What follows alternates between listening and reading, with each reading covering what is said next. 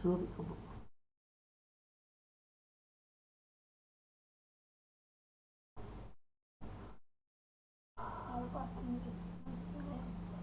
আপনারা শুরু করবো সময় যাতে শেয়ার দিতে হইতো।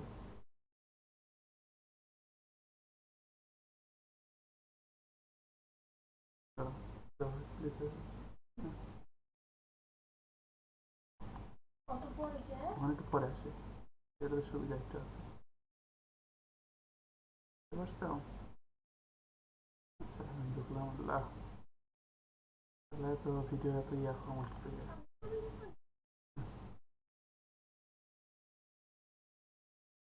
কি দেখ কি পাশে করে হয়তো মনে নেই। আল্লাহ, দেখছো নেট আছে, নেট খারাপ মনে হচ্ছে।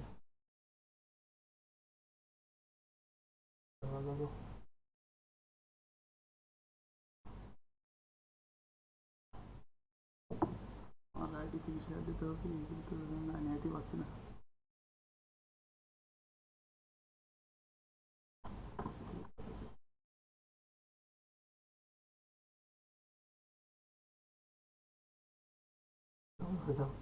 দাঁড়াও, একটু মেন্টাল প্রস্তুতি আছে না একটা।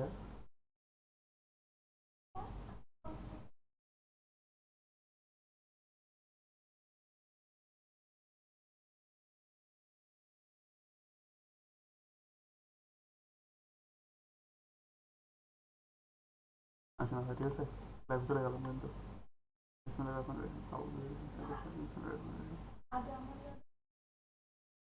এটা যাবি না, সমস্যা নেই, যখন দেবো তখন তুই যাবি। আচ্ছা,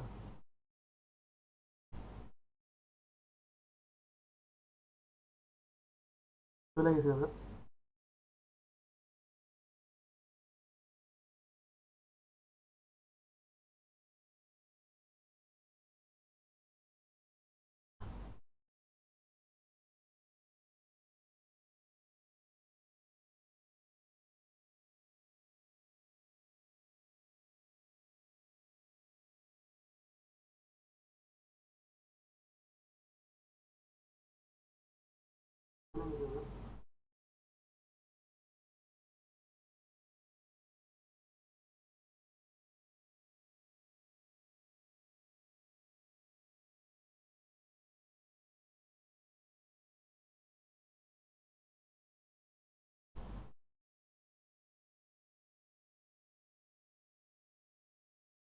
hello dear viewers, I think I am live নাও। দেশ এবং দেশের বাইরে নেট স্কুল ভিডিওর আজকের লাইভ সেশনটি যে যেখান থেকে দেখছেন, দেশ এবং দেশের বাইরে নেট স্কুল ভিডিওর আজকের লাইভ সেশনটি যে যেখান থেকে দেখছেন, সবাইকে জানাচ্ছি স্বাগতম। আমরা আজকে নেট স্কুল ভিডিওর পক্ষ থেকে একটি নতুন লাইভ সেশন লঞ্চ করছি, তার নাম হচ্ছে চলো গল্প করি। এটার আজকে ফার্স্ট এপিসোড। আজকে আমরা ফার্স্ট এপিসোডে কথা বলবো বীরনাশন সমাবেশ নিয়ে। তো দেখি আমাদের সাথে কে কে আছে। আর আমি লাইভটা আমার প্রোফাইলে এবং বিভিন্ন গ্রুপে শেয়ার দিয়ে দিই।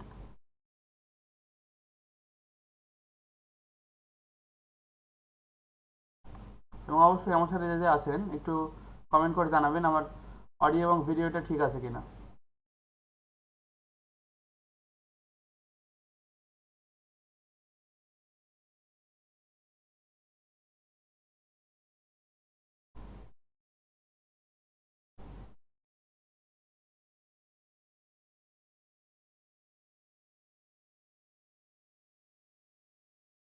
I think I have some net issues.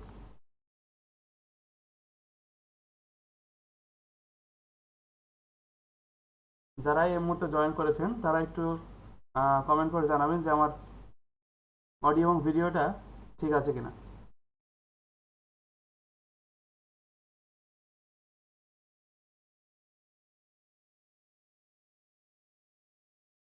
তোমার নাই আসমিন, কথা আসতে শোনা যায়। Okay, hello hello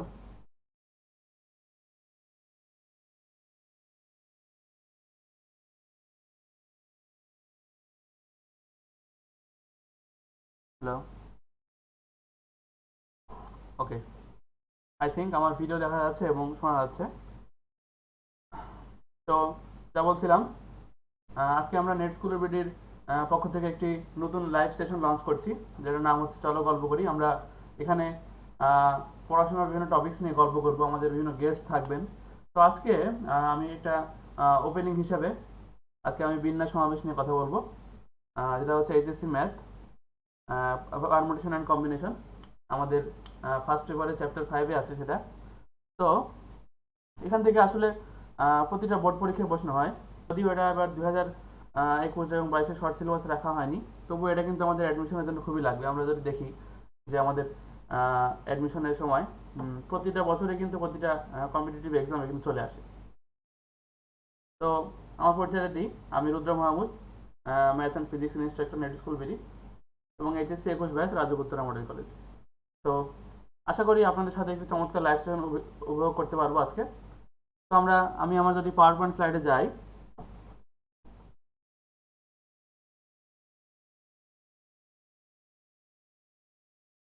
I think আমার পাওয়ার পয়েন্ট স্লাইডটা দেখা যাচ্ছে।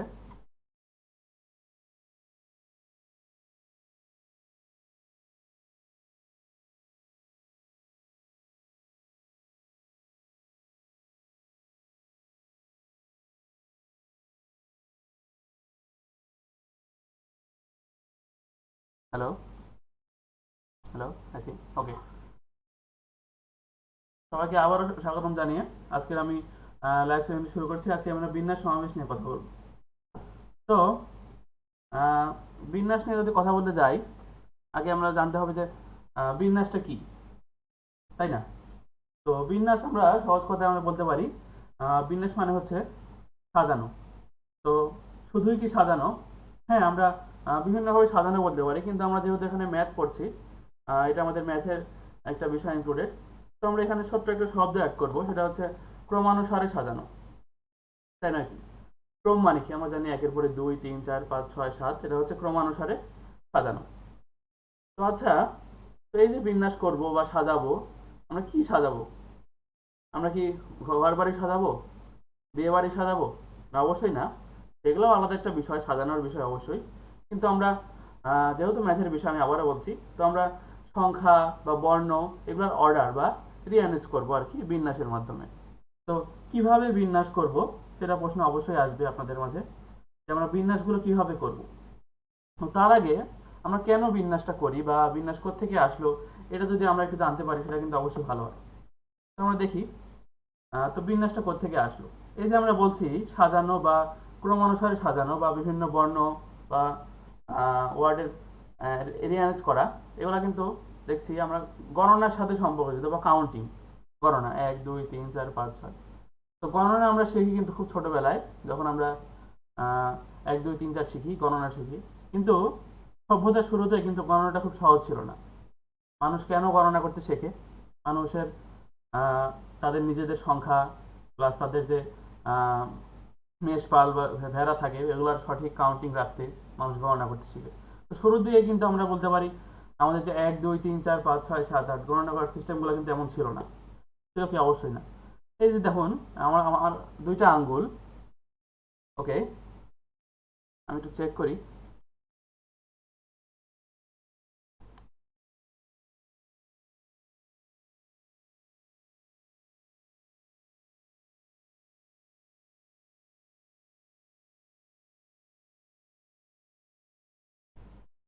হ্যালো, আমার কথা কি শোনা যাচ্ছে?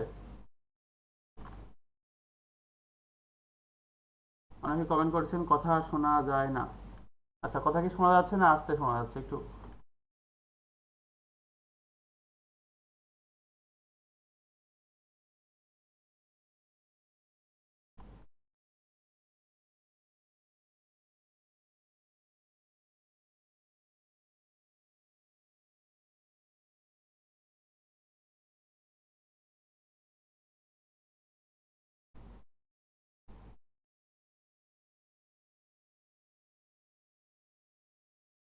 ওকে ওকে, থ্যাংক ইউ বিক্রম। ওকে, আমি অন্য স্ক্রিনে আছি, তো আমি অন্য স্ক্রিনে আছি, তাই আমি বুঝতে পারছিলাম না। ওকে, থ্যাংক ইউ। আশা করি আপনার সাথে আছেন, আমার খুব ভালো লাগছে।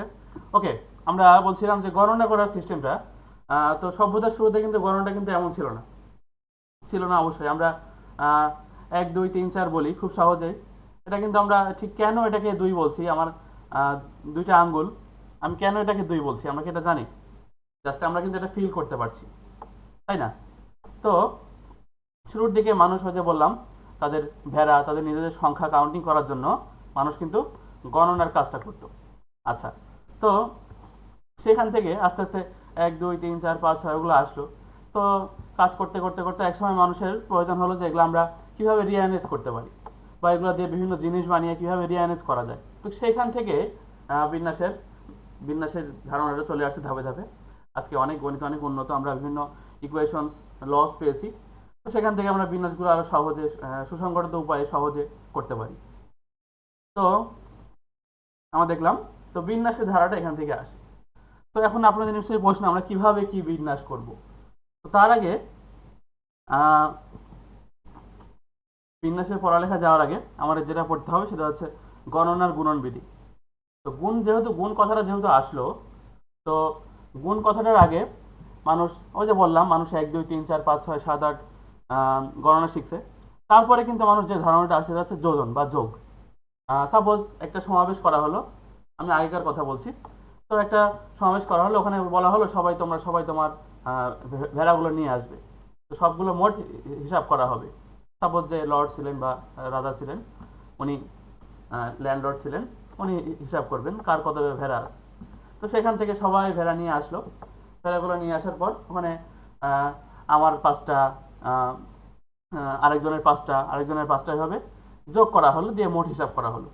তো তারপরে খুব সহজে আর যোগ করা যায়, এটা আমরা জানি, মানুষকে কিন্তু গুণন বিধিটা আসলো।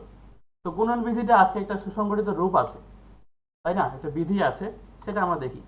বিধিটা হচ্ছে, যদি কোনো কাজ x সংখ্যক উপায়ে সম্পন্ন করা যায় এবং ওই কাজের উপর নির্ভরশীল দ্বিতীয় একটি কাজ যদি y উপায়ে সম্পন্ন করা যায়, তবে কাজ দুটি একত্রে x ইন্টু y সংখ্যক উপায়ে সম্পন্ন করা যাবে। আমরা কি এটা বুঝলাম? বোঝার দরকারও নেই, তাই না? আমরা একটু বাস্তব উদাহরণ দিয়ে দেখবো আজকে। আচ্ছা, গণনার গুণনবিধি। সাপোজ আমরা তো এখন শাটডাউনের মধ্যে আছি, তাই না? অবশ্যই আমরা বাইরে বের হতে পারছি না। পরবর্তীতে শাটডাউন, রিস্টার্ট, লকডাউন, অনেকে অনেক কথাই বলছে, বিভিন্নটা আসতে পারে। তো আচ্ছা, আমরা শাটডাউনে আছি। তো আমরা যেহেতু বের হতে পারছি না, আমাদের ট্রান্সপোর্টটাও কিন্তু বন্ধ, তাই নয় কি? ট্রান্সপোর্টটাও কিন্তু বন্ধ আছে। তো সাপোজ আমার একটা এমার্জেন্সির কারণে আমাকে রাজশাহী থেকে ঢাকা যেতে হচ্ছে। ধরে নিলাম একটা এমার্জেন্সির কারণে আমাকে রাজশাহী থেকে ঢাকা যেতে হচ্ছে।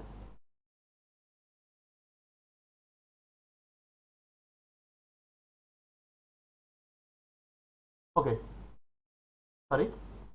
তো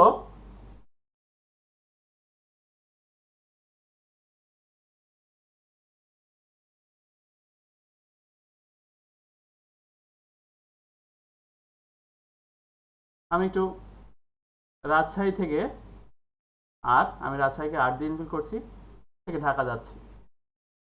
লকডাউনের মধ্যে কোনো ট্রান্সপোর্ট নেই। তো এমতো অবস্থায় আমাকে কিন্তু ভেঙে ভেঙে যেতে হবে, যাকে বলে ব্রেক জার্নি করে যাওয়া, তাই না?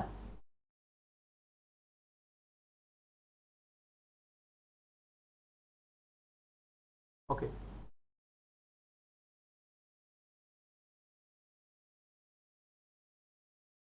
তাই না, আমাদের কিন্তু ব্রেক জার্নি করে যেতে হচ্ছে। তাহলে সাপোজ আমি রাজশাহী থেকে সরাসরি ঢাকা যে বাসগুলো আছে, বাসে যেতে পারছি না। তো এখানে আমাকে সিরাজগঞ্জে গিয়ে একটু থামতে হচ্ছে, সিরাজগঞ্জ। তো আমি চিন্তা করছি যদি মেন রোড দিয়ে যাই, যেহেতু রাস্তায় আর্মি, বিজেপি, পুলিশ সবই আছে, তাহলে কিন্তু মার দু একটা খাবোই। তো আমি চিন্তা করছি যে রাজশাহী থেকে সিরাজগঞ্জ যাওয়ার ঠিক কয়টা রাস্তা আমি বের করতে পারি। তো সাপোজ ধরে নিই রাজশাহী থেকে সিরাজগঞ্জ যাওয়া আমার 3টা রাস্তা আছে, 1 2 3। সেটাকে আমি এ রাস্তা, বি রাস্তা, আমি যেহেতু মাউস দিয়ে অ্যানট করছি লেখাটা একটু খারাপ আসতে পারে, আপনারা একটু বুঝে নেবেন। তো আমরা দেখলাম রাজশাহী থেকে সিরাজগঞ্জ যাওয়ার 3টা রাস্তা আছে, ABC। তো আমি সিরাজগঞ্জ গেলাম। সিরাজগঞ্জ যাওয়ার পর চিন্তা করলাম ঢাকা যদি মেন রোড দিয়ে যাই তাহলে কিন্তু খবর খারাপ হতে পারে। তো আমি দেখলাম সিরাজগঞ্জ থেকে ঢাকা যাওয়ার 2টা রাস্তা আছে, এই একটা, এই একটা রাস্তা, দুটাকে আমি নাম দিতে পারি 1 এবং 2। ওকে, তো এই দুইটা রাস্তা। তো এখন যদি বলি, আমি আপনাদেরকে একটা প্রশ্ন করি, রাজশাহী থেকে সিরাজগঞ্জে ঢাকা যাওয়ার জন্য আমার কাছে মোট কয়টা রাস্তা আছে? দেখি কে কে আমার সাথে আছেন, আমি একটু চেক করি, প্লাস আমার অডিও ভিডিও ঠিক আছে কিনা একটু দেখে আসি।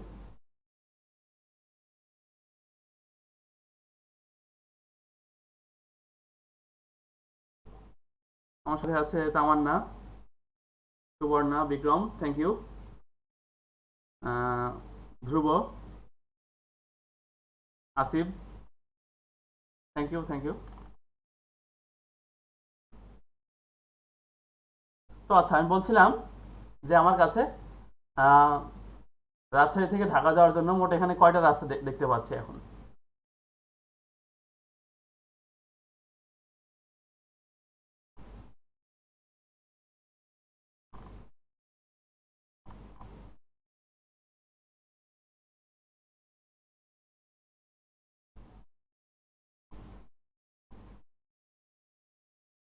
আসিফ, হ্যাঁ আছো, থ্যাংক ইউ থাকার জন্য আমার সাথে। হ্যাঁ, এম আসিফ আমার ফ্রেন্ড, আমরা একটা টাঙ্গাইল শহীদ ক্যাডেট একাডেমিতে একসাথে থাকতাম। আচ্ছা, বিক্রম বলে 6টা আছে, হ্যাঁ গুড। কিন্তু এখানে অনেকে কিন্তু বলবে 3 আর 2 5, এটা আমরা যোগ করে দিতে পারি, তাই না?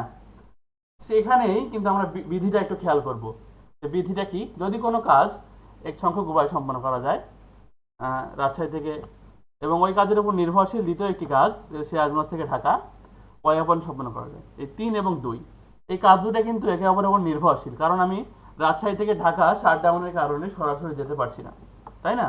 আমাকে রাজশাহী থেকে সিরাজগঞ্জে থেমে তারপরে ঢাকা যেতে হচ্ছে। তো আচ্ছা, তো দেখলাম রাজশাহী থেকে সিরাজগঞ্জ যাওয়ার 3টা রাস্তা, বা সিরাজগঞ্জ থেকে ঢাকা যাওয়ার 2টা রাস্তা। আমরা একটু দেখি মোট কয়টা রাস্তা আমরা পাচ্ছি। 6টা রাইট অ্যান্সার, 5টা হবে না, এখানে 3+2 অনেকে করে ফেলি, এটা হবে না। এটা যেহেতু একটা উপর একটা নির্ভরশীল, তো 2টা কাজ একত্রে আমরা x×y সংখ্যক উপায় সম্পন্ন করতে পারবো। তো কিভাবে, আমরা একটু দেখবো এটা। তো প্রথমে, আচ্ছা, প্রথমে আমি A1 রাস্তা ধরে যাই, একটা রাস্তা A1, রাজশাহী থেকে সিরাজগঞ্জ এ পথে, এবং সিরাজগঞ্জ থেকে ডি হচ্ছে ঢাকা হচ্ছে 1 পথে। তাহলে আমরা পাচ্ছি A1, যেটা একটা রাস্তা।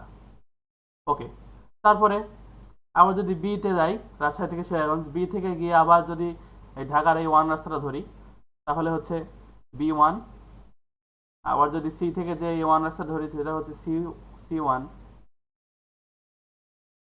ওকে, এই 3টা রাস্তা, প্লাস আবার যদি এই মনে করলাম ঢাকার মেন রোডের সমস্যা, আমি অন্য রাস্তায় যাব, তাহলে আমি কিন্তু এ থেকে A2 রাস্তা ধরতে পারি, বি থেকে B2 রাস্তা ধরতে পারি, সি থেকে C2 রাস্তা ধরতে পারি, অর্থাৎ A2, B2 এবং C2। তাহলে এই 3টা প্লাস এই 3টা, এটা হচ্ছে মোট 6টা রাস্তা আমাদের আছে। ঠিক এটাই আমাদের গণনা গুণন বিধি নির্দেশ করে, যে যদি কোনো কাজ x সংখ্যক এবং তার উপর নির্ভরশীল আরেকটা কাজ y সংখ্যক উপায়ে কাজ করা যায়, তাহলে দুইটা মোট কাজ আমরা x×y সংখ্যক উপায়ে কাজ করতে পারি, তাই নয় কি? ওকে, ঠিক এরকম একটা উদাহরণ কিন্তু আমরা আমাদের হাতের আঙ্গুল দিয়েও দেখাতে পারি। কিভাবে দেখি, আমাদের এই হাতের 4টা আঙ্গুল আমি নিয়েছি, 1 2 3 4। এই 4টা আঙ্গুলে কিন্তু 3টা করে হাড় আছে, আমাদের এখানে 4টা কর গুণি 3টা করে হাড় আছে। তাহলে সাপোজ আমাদেরকে একটা কাজ করতে হবে, যে মোট কয়টা হাড় আছে আমি সেটা গুনবো, তাই না? তো প্রথমে 1 2 3 4 5 6 7 8 9 10 11 12, 12টা হাড় আমি গুনলাম। এটা কিন্তু আমরা একের পর এক যোগ করলাম, কিন্তু দেখছি আমি একটা হাত, একটা আঙ্গুলের যদি হাড় সংখ্যা নিয়ে এই 4টা দিয়ে গুণ করি, অর্থাৎ আমাকে কিন্তু একটার উপর একটা নির্ভরশীল, এটা যোগ করে এটা যেতে হচ্ছে, তাই নাকি? যেহেতু একটার উপর একটা নির্ভরশীল, সেখান থেকে আমরা একবারে 3 × 4 12 করে দিতে পারি। তো আশা করি গণনার গুণবিধি সম্পর্কে ধারণা আপনারা পেয়েছেন যারা ছিলেন। হ্যাঁ বিক্রম, থ্যাংক ইউ, 6টাই হবে। অনেকে অনেক সময় 5টা বলে, কিন্তু আমাদের 6টা হবে গণনার গুণন বিধি অনুযায়ী। তো আমরা গণনার গুণন বিধিটা আমরা এভাবে ফিল করতে পারি। আচ্ছা, তো এখন প্রশ্ন আসতে পারে আমরা গণনার গুণন বিধিটা কেন অ্যাকচুয়ালি পড়লাম বিন্যাসের সময়। কারণ আমরা বিন্যাসে যখন সূত্রগুলো অ্যাপ্লাই করব তখন কিন্তু আমাদের ডিরেক্টলি আর ইনডাইরেক্টলি গণনার গুণন বিধি কিন্তু ইউজ করতে হবে, তাই না? আমরা দেখবো সেটা কিভাবে গণনার বিধি আমরা ইউজ করছি, আমরা ফিল করবো অবশ্যই। আচ্ছা, তারপরে আমাদের এই বিন্যাস সম্পর্কিত যদি সূত্রগুলো জানতে চাই বা পড়াগুলো একটু আগায় নিয়ে যদি ম্যাথমেটিক্যাল সলিউশনগুলোতে যাই, সেখানে কিন্তু আমাদের একটা জিনিস সম্পর্কে জানতে হবে, সেটা হচ্ছে ফ্যাক্টোরিয়াল। ফ্যাক্টোরিয়াল কি একটা চিহ্ন যেটা বিন্যাসে খুবই বেশি ব্যবহৃত হয়। তোমরা যারা আছো অবশ্যই তোমরা জানো যে ফ্যাক্টোরিয়াল কোথায় কোথায় ইউজ হয়, তবু আমি বলছি। তো ফ্যাক্টোরিয়াল হচ্ছে, ফ্যাক্টোরিয়াল বাংলাটা কি অ্যাকচুয়ালি, আমরা কি পারবো? একটু আমি প্রশ্নটা নিব, ফ্যাক্টোরিয়ালের বাংলা কি, দেখি কে কে আছে। এক মিনিট।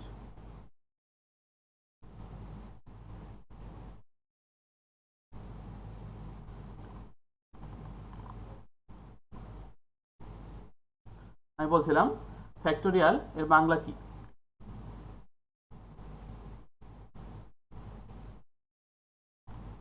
যারা এই মুহূর্তে আমার সাথে আছো লাইভে, তোমরা অবশ্যই একটা করে লাইক এবং হাই বা হোয়াট এভার লিখে একটা কমেন্ট করে দাও, প্লাস তোমাদের গ্রুপগুলোতে এবং তোমাদের টাইমলাইনে একটু শেয়ার দিয়ে দাও। তাহলে কিন্তু আমাদের নেট স্কুল বিডির ক্লাসটা অনেক বেশি রিচ হবে। Net school BD unique, united and universal effort for online education. আমরা চেষ্টা করি কীভাবে অনলাইন এডুকেশনকে আরও ফ্লুয়েন্ট করা যায়, কীভাবে আরও ইফেক্টিভ করা যায়। সেক্ষেত্রে আমরা ভিডিও বানাই। তোমরা আমাদের পেজে গেলে বা ইউটিউব চ্যানেলে গেলে বিভিন্ন ক্যাটাগরাইজ ভিডিও দেখতে পাবে। সেখানে অবশ্যই আমাদের এই পেজে একটি লাইক এবং ইউটিউব চ্যানেলটি সাবস্ক্রাইব করে দেবেন। তো আমরা বলছিলাম ফ্যাক্টোরিয়াল কি। ফ্যাক্টোরিয়ালের বাংলা হচ্ছে গৌণিক মান। ওকে, গৌণিক মান। তো গৌণিক মানটাও কিন্তু আমরা অনেকে বুঝছি না, তাই না? তো ফ্যাক্টোরিয়ালের বাংলা যদি গৌণিক মান, আমরা অবশ্যই বুঝবো ফ্যাক্টোরিয়াল কি। তার আগে দেখি ফ্যাক্টোরিয়ালকে ম্যাথে কোন ক্যাটাগরাইজ করা হয়। চিহ্ন বলে তো আর পার করা যায় না। তো ফ্যাক্টোরিয়ালকে ম্যাথে বলা হয় একটা অপারেটর। ওকে, অপারেটর কি? এখন অপারেটর কি আমরা যদি দেখি, সাপোজ সাইন। সাইন কি আমরা ত্রিকোণমিতিতে অনেক বেশি ব্যবহার করি। সাইন এটা একটা ত্রিকোণমিতিক অনুপাত বা অপারেটর। সাইন কি অর্থ বহন করে? সাইন নিজে নিজে কিন্তু কোনো একা অর্থ বহন করে না। আমরা যখন এর পরে একটা থিটা বা 30 ডিগ্রি বা 60 ডিগ্রি একটা অ্যাঙ্গেল বসাই, তখন কিন্তু সাইন 30 একটা মান বা ভ্যালু আমরা পাই। তাহলে এই সাইনটা হচ্ছে অপারেটর। অপারেটর এমন একটা জিনিস যেটা কোনো সংখ্যার বা কোনো ভ্যালুর আগে পরে বসে সেটার ভ্যালুর মানটা পরিবর্তন করতে পারে। তো সেরকম ফ্যাক্টোরিয়াল হচ্ছে একটা অপারেটর। ফ্যাক্টোরিয়ালটা কখন ইউজ হয়? ফ্যাক্টোরিয়াল কোনো সংখ্যার পরে ইউজ হয়। ফ্যাক্টোরিয়াল চিহ্নকে আমরা আরেকভাবে প্রকাশ করতে পারি, সেটা হচ্ছে এইরকম। তো আচ্ছা, যদি বলা হয় 5 ফ্যাক্টোরিয়াল, যদি আমরা শুধু ফ্যাক্টোরিয়াল বলতাম, এটা একা কোনো অর্থ বহন করে না। যখন ফ্যাক্টোরিয়াল একটা সংখ্যার পরে ব্যবহৃত হয় 5 ফ্যাক্টোরিয়াল, তখন এটার মান কি আসে আমরা একটু দেখি।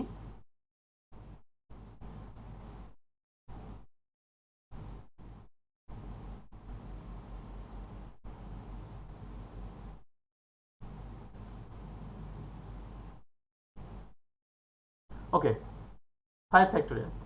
আমরা যখনই আমাদের 5 ফ্যাক্টোরিয়াল মান বলা হবে, তখন আমরা কি করব?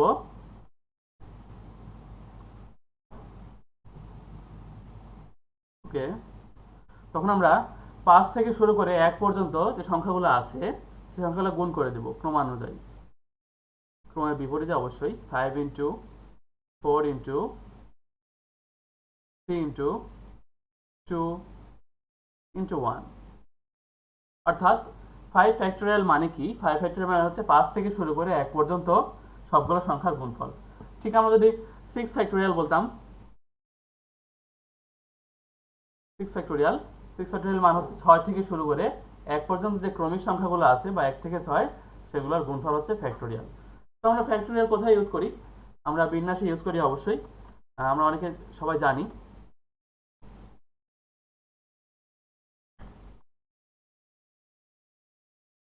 ওকে,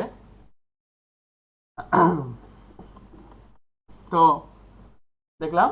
আবার যদি আমরা 7 ফ্যাক্টোরিয়াল বা 8 ফ্যাক্টোরিয়াল বলতে পারি, অর্থাৎ ফ্যাক্টোরিয়াল ওই সংখ্যার n ফ্যাক্টোরিয়াল মানে n-1 n-2 শুরু করে 1 পর্যন্ত সংখ্যাগুলোর ক্রমিক সংখ্যার গুণফল। অর্থাৎ 5 থেকে শুরু করলে তারপরে 4, তারপরে 3, তারপরে 2, এভাবে এক করে কমবে। সেরকম n থেকে শুরু করলে n-1, n-2 dot dot n পর্যন্ত, সরি 1 পর্যন্ত। আচ্ছা, এরপরে আমরা যেহেতু সবকিছু জানলাম, এবার আমরা একটু পড়ব বিন্যাসের সূত্র নিয়ে। তো বিন্যাসের সূত্রটা বলার আগে আমি অবশ্যই বলবো যে কিভাবে আসলো বিন্যাসের সূত্রটা। তার আগে আমি আরেকবার একটু চেক করবো আমার সাথে একটু কে কে আছে। ওকে, বিক্রম বলেছে 120, হ্যাঁ 5 ফ্যাক্টোরিয়াল মান 120, থ্যাংক ইউ।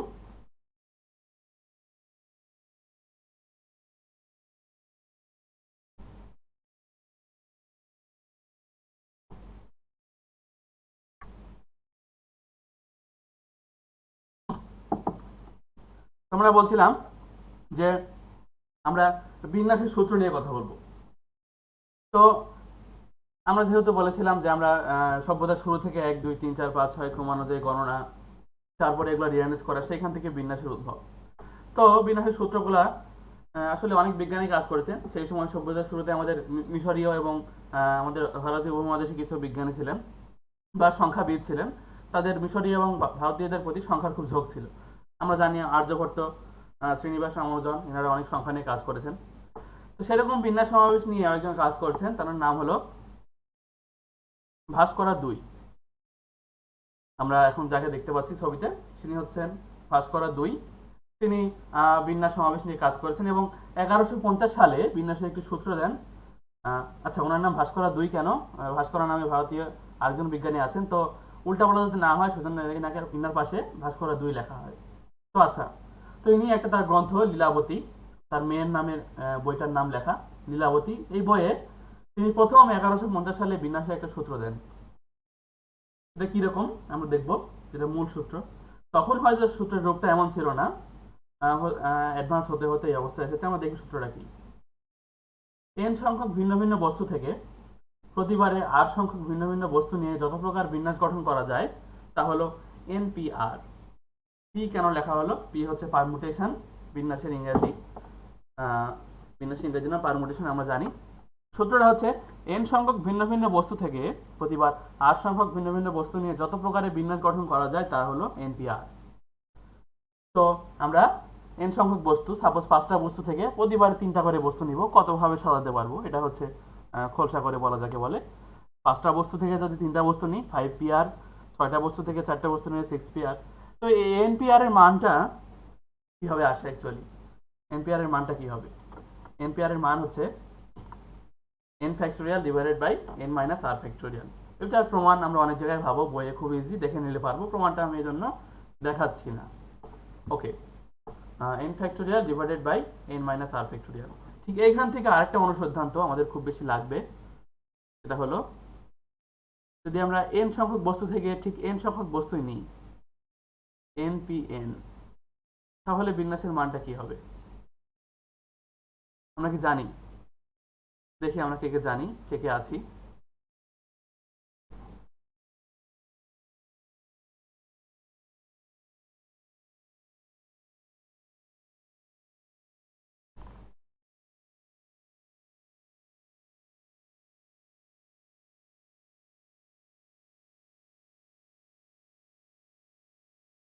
ওকে, বিক্রম বস সমষ্টি বের করা শিখতে চাই। কিসের সমষ্টি একটু বলে দিতে হবে। চা না কফি? পানি খাচ্ছিলাম।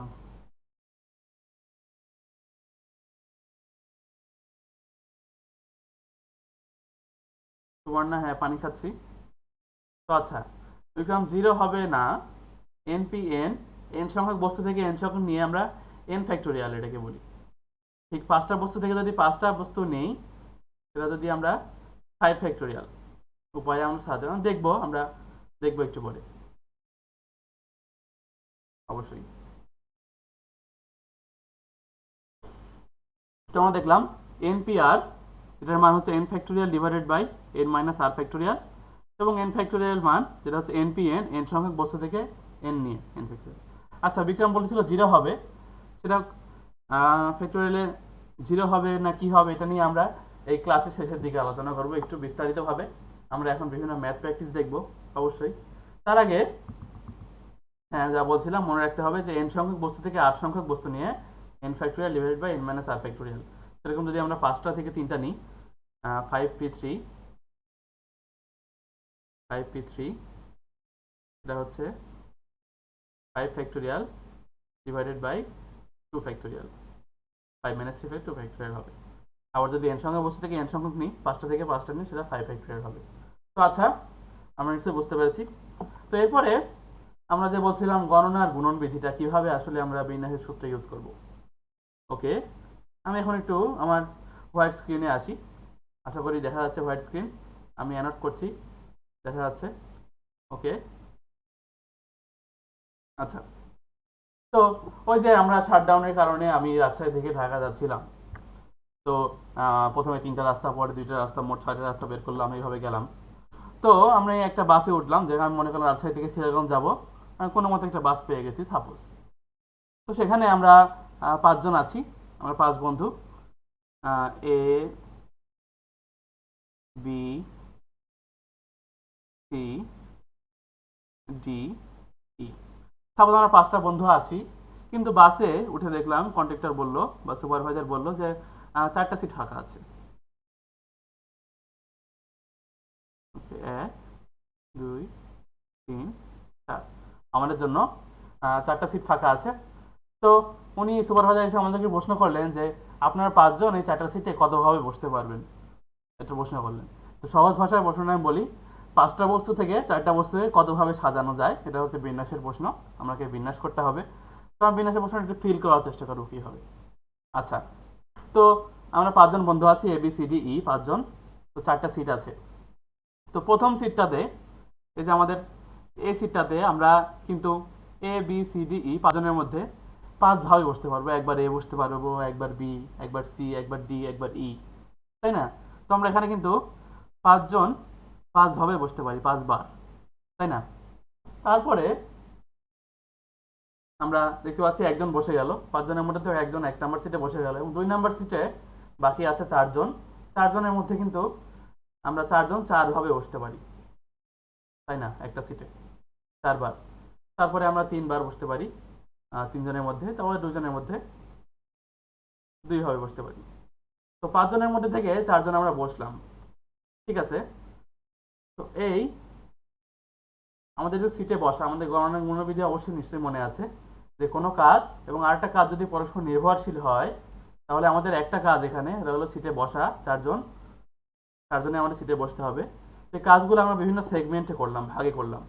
প্রথমে 5 জন বসলাম 5ভাবে, তারপরে 4ভাবে, তারপর 3ভাবে, 2ভাবে। ঠিক গণনার গুণনবিধি অনুযায়ী কিন্তু আমরা এটা গুণ করে দিতে পারি, যে একটা সেগমেন্টে, একটা কাজের বিভিন্ন সেগমেন্টটা যদি একে অপর নির্ভরশীল হয়, তাহলে এটা পরস্পর গুণ হয়।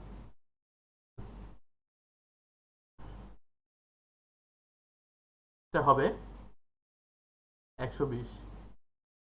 দেখি স্ক্রিনটা দেখা যাচ্ছে কিনা।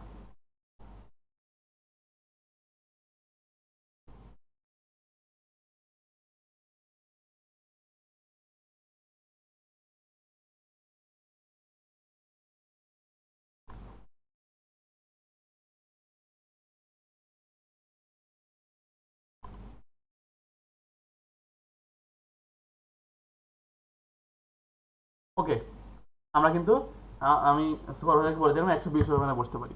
তো এখান থেকে আমরা একটু যদি দেখি, এটা কিন্তু আমাদের বিন্যাসের মূল প্রশ্নটা ছিল 5p4, 5 জন বস্তু থেকে 5টা বস্তু থেকে বা 5 জন থেকে 4 জনকে বেছে নেওয়া। তো 5p4 এর মান আমরা যদি ক্যালকুলেট করি, তাহলে কিন্তু আমরা পেয়ে যাবো 120, তাই না? তাহলে আমরা দেখলাম আমাদের গণনার গুণন বিধিটা ডিরেক্টলি আর ইনডিরেক্টলি কিন্তু বিন্যাসের সূত্রের সাথে কাজে লেগে যাচ্ছে, অ্যাকচুয়ালি সেটাই।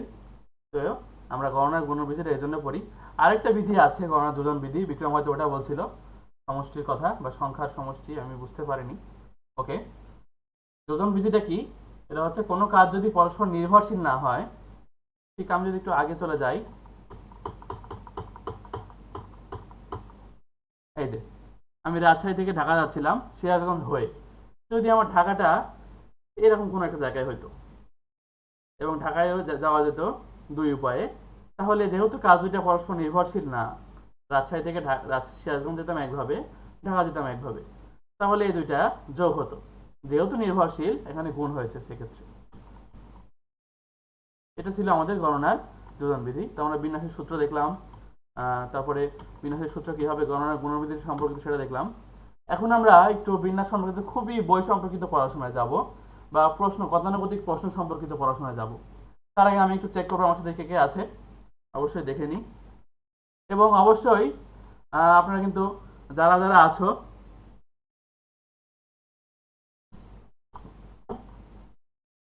বিক্রম, বাসে বসে কি সিরিয়াল মেনটেন করতে হয়, এটা সমাবেশ হবে না। আমি বাসে বসা একটা উদাহরণ মাত্র দিয়েছি, যে আমি মেনটা ছিল আমার 5 জনের থেকে 4 জন, কতভাবে আমি সাজাতে পারি বা কতভাবে বসতে পারি আর কি। হ্যাঁ, বাসে বসা এটা সমাবেশ হবে, কিন্তু আমি এখানে অ্যাকচুয়ালি বিন্যাসের উদাহরণটা টানতে এই কথাটা বলেছি, যেহেতু রিলেট করা যায় কিভাবে আর কি আমাদের এই বাসে বসার বিষয়টা। থ্যাংক ইউ বিক্রম, তুমি আমার সাথে আছো, সুমাইয়া আছে সাথে, অনেক ভালো লাগছে।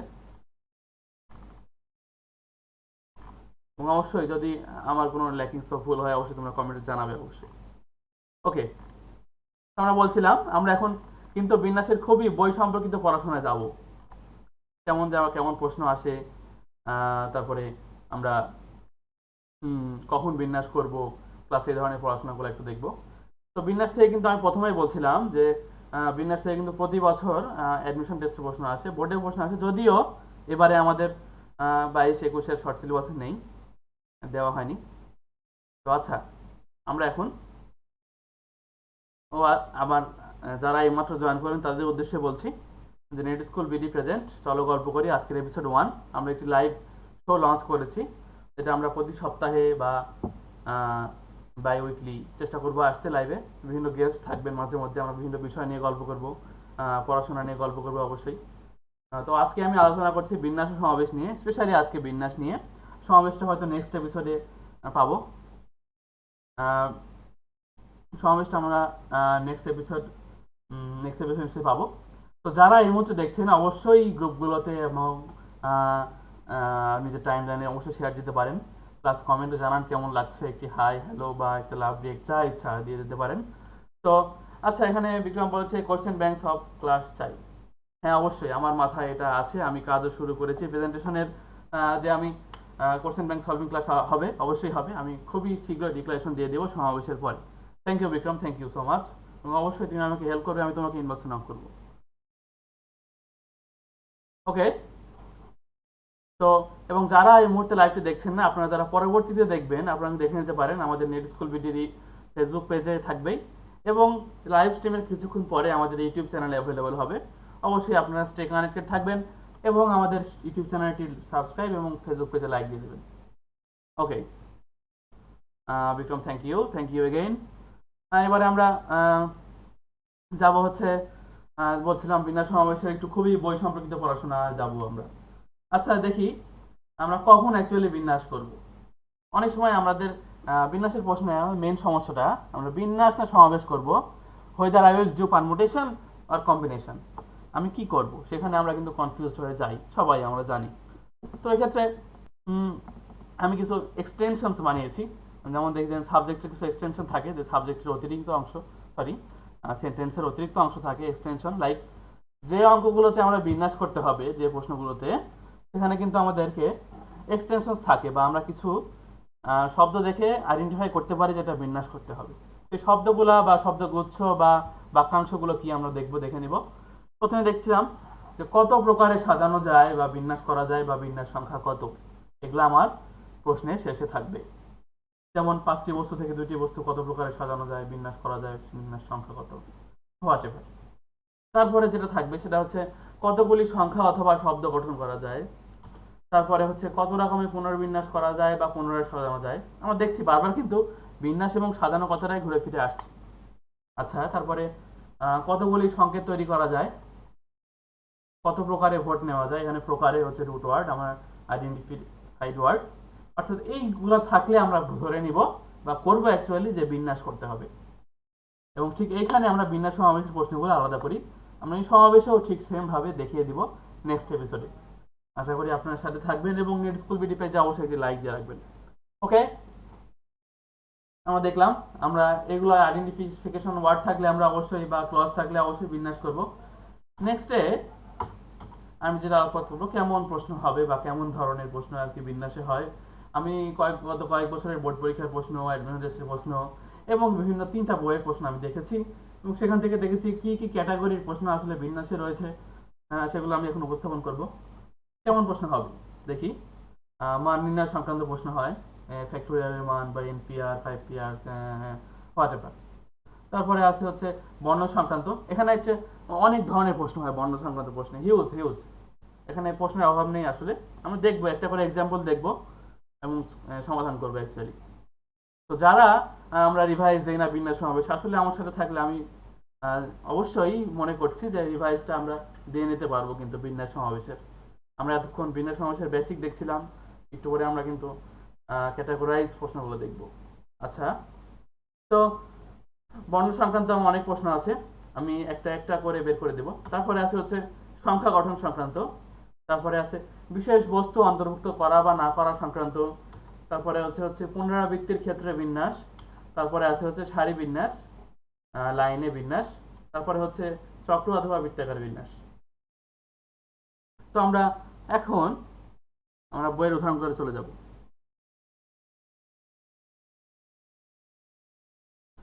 অঙ্কন সরকার সাথে আছি, থ্যাংক ইউ বন্ধু। তারপরে আছে সুমাইয়া, হ্যাঁ বিন্যাসী হবে।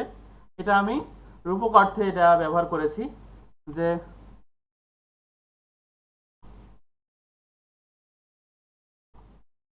আমরা 5টা থেকে 4জনকে বেছে নেওয়ার প্রক্রিয়াটা আর কি, আমরা কতভাবে সাজাতে পারি এটাই।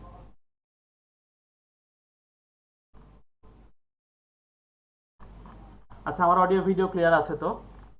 আমি আশা করি ক্লিয়ার আছে। হ্যাঁ ক্লিয়ার আছে, থ্যাংক ইউ আমার সাথে থাকার জন্য, যে কজনই আছো। আচ্ছা, আমরা পরবর্তীতে কিন্তু এই লাইভটা স্ট্রিমটা অ্যাভেলেবল পাবো আমাদের ইউটিউব চ্যানেল বা ফেসবুক পেজে, যেখানে যাই। ওকে, আমরা এখন ক্যাটাগরাইজ প্রশ্নের সমাধান করতে চলে যাব। আমরা একটা একটা ক্যাটাগরি নিব, একটা একটা ক্যাটাগরির প্রশ্ন নিয়ে সলভ করবো ইনশাআল্লাহ। তো প্রথমে আমি যে বিষয়টির নিয়েছি বর্ণ সংক্রান্তের প্রথম ক্যাটাগরি। বর্ণ ক্যাটাগরির আবার ভাগ আছে। প্রথম ক্যাটাগরিতে আমি বলছিলাম হিউজ প্রশ্ন হয় বর্ণ সংক্রান্ত। তো এখানে সবগুলি বর্ণ ব্যবহার করে অ্যাকচুয়ালি এটা কি, সাপোজ আমাকে দেওয়া হলো যে সামথিং একটা লাইক শব্দ, আমার নাম রুদ্র, আর ইউডি আরও 5টা বর্ণ আছে। এই 5টা বর্ণের মধ্যে 5টায় ব্যবহার করে কত উপায়ে বিন্যাস করা যেতে পারে, তাই না? এই ধরনের সবগুলি বর্ণ ব্যবহার করি। তো আমি দেখি প্রশ্নটা কি আছে। ক্যালকুলাস শব্দের সবগুলি বর্ণ ব্যবহার করে কতগুলি শব্দ গঠন করা যায়? সিম্পল একটা প্রশ্ন, সুন্দর একটা প্রশ্ন।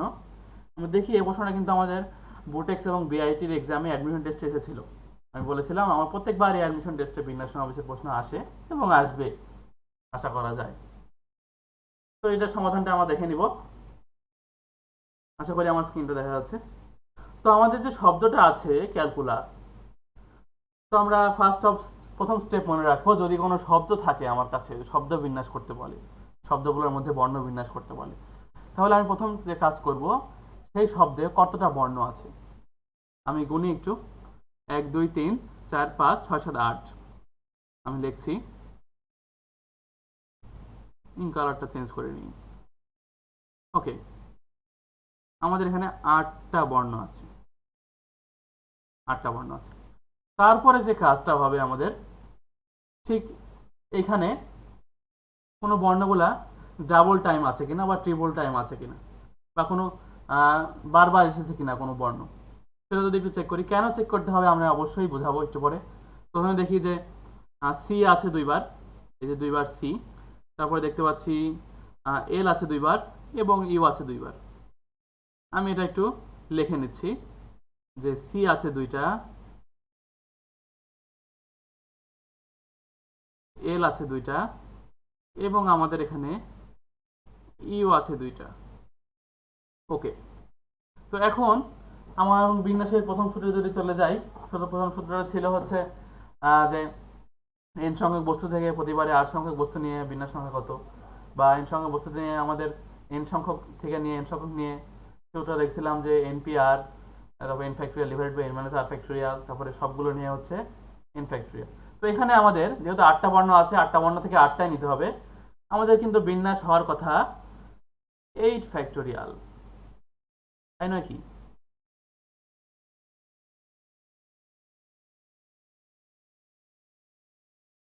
আমাদের এই বিন্যাসের মানটা হওয়ার কথা 8 ফ্যাক্টোরিয়াল,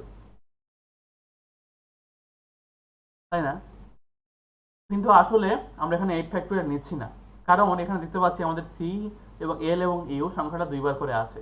ঠিক যদি আমরা এটা কাউন্ট করে না করতাম তাহলে কি হতো, আমাদের বিন্যাস কয়েকটা বিন্যাস সংখ্যা কিন্তু একই হয়ে যেত। যেমন সি সি দুইবার আসতো, এল এল দুইবার আসতো, ইউ দুইবার আসতো। ঠিক একটা স্পেসিফিক হতো না, এটা ডাবল হতো। সেইটা স্কিপ করার জন্য আমরা আসলে এই তিনটা সংখ্যার ফ্যাক্টোরিয়ালগুলো ভাগ করে দিব।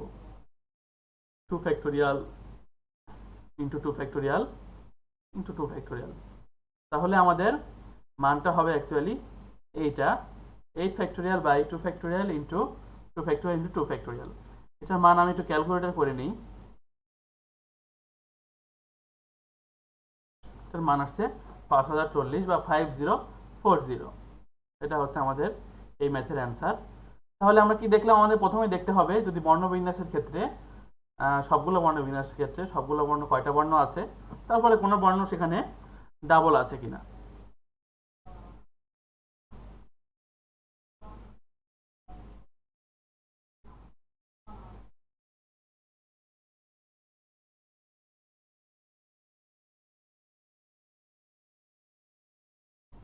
ওকে, সুমাইয়া 5040, থ্যাংক ইউ অ্যান্সার দেওয়ার জন্য। শফিকুল ইসলাম লিখেছেন হোয়াটস ইউর নেম।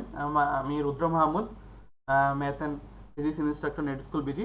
এবং জাকির স্যার, জাকির হোসেন শাহিন স্যার, আমরা একসাথে আমাদের নেট স্কুল বিটিটা চালাই। Net school BD, a unique, united and universal effort for online education. Thanks for being with us and for commenting. Walid Islam Jony ভাই, থ্যাংক ইউ। ওকে, আমরা দেখলাম এই ম্যাথটার অ্যান্সার কিন্তু 5040 চলে আসলো। সুমাইয়া, থ্যাংক ইউ অ্যান্সার দেওয়ার জন্য এবং সাথে থাকার জন্য। তারপরে আমরা যে ক্যাটাগরির প্রশ্ন বর্ণ সংক্রান্তই অবশ্যই নিয়েছি, সেটা হলো স্বরবর্ণ ব্যঞ্জনবর্ণগুলো পৃথক না রেখে একত্রে রেখে পাশাপাশি রেখে। হ্যাঁ, এইবার আমাদের ইন্টারেস্টিং পড়াশোনা বিন্যাস সংক্রান্ত শুরু হবে। আমরা একটু নড়ে চড়ে বসি। ওকে, তো স্বরবর্ণ অথবা ব্যঞ্জনবর্ণ, এখানে যেহেতু ইংরাজি বর্ণ নিয়ে কাজ করব, অবশ্যই ভাওয়েল বা কনসোনেন্ট। আমাদের ভাওয়েল 5টা, এই আই ও ইউ, বাদ বাকি 21টা হচ্ছে কনসোনেন্ট, মাথায় রাখতে হবে একটু। আচ্ছা, এগুলো পৃথক না রেখে একত্রে রেখে পাশাপাশি রেখে, এই তিনটার মিনিং কিন্তু একই। আমরা যদি একটু ভাবি, পৃথক না রেখে অর্থাৎ একসাথে রেখে বা পাশাপাশি রেখে, অর্থাৎ এই ধরনের ক্যাটাগরির প্রশ্নগুলো আমরা কি করব, একটু ভিন্ন নিয়মে করতে হয়। এগুলো আসে অনেক বইয়ে দেখা যায়, কিন্তু আমাদের ল হিসাবে বা সূত্র হিসাবে দেওয়া, কিন্তু আমরা যদি সূত্র হিসাবে না শিখি, একটু ফিল করে করে শিখি, একটা সূত্র দিয়েই, তাহলে কিন্তু আমরা অনেকদিন মনে রাখতে পারবো। তো দেখি এফএম বই ক্যাটাগরির প্রশ্নটা কি আছে। ম্যাথামেটিক্স শব্দটির বর্ণগুলোকে কতভাবে সাজানো যায় যাতে স্বরবর্ণগুলো একত্রে থাকবে। আমি আবার পড়ছি, ম্যাথামেটিক্স শব্দটির বর্ণগুলিকে কতভাবে সাজানো যায় যাতে স্বরবর্ণগুলি একত্রে থাকবে। এটা আমাদের কুয়েটের এবং রুয়েটের ভর্তি পরীক্ষার প্রশ্নে এসেছিল। অবশ্যই একটা ইম্পর্টেন্ট কোশ্চেন। তো দেখি, আমি বলেছিলাম প্রথম কাজ বর্ণ সংক্রান্ত থাকলে যে ম্যাথামেটিক্স শব্দটিতে কতটা শব্দ আছে, কতটা বর্ণ আছে, এটা আমাদের গুনতে হবে। আমি একটু যদি গুনে নেই, 1 2 3 4 5 6 7 8 9 10 11, আমি লিখছি। আমাদের এখানে কিন্তু 11টা বর্ণ আছে। এখন দেখি আমাদের শর্ত, আচ্ছা তারপরে আমরা আরেকটা ছিল যে কোনো ডাবল ওয়ার্ড আছে কি না একটু দেখে নিই। এম আছে 2টা, আমরা দেখতে পারি এম আছে 2টা, এ আছে 2টা, এবং টি আছে 2টা, if I am not wrong. এই তিনটাই ডাবল আছে এবং মোট 11টা বর্ণ আছে, তার মধ্যে এম, এ এবং টি 2টা করে আছে। তো এখন আমাদের কাজ কি, আমাদের যে দুইটা কাজ ছিল। প্রথম কাজ যে প্রথমে দেখতে হবে কয়টা বর্ণ আছে।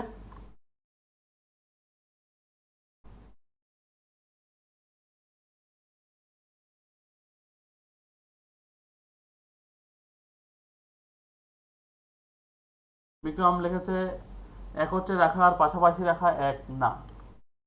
আমি তো বইয়ের প্রশ্ন দেখলাম না, আমি এখানে এক ক্যাটাগরির প্রশ্নে একত্রে রাখা পাশাপাশি রাখা একভাবে করা আছে।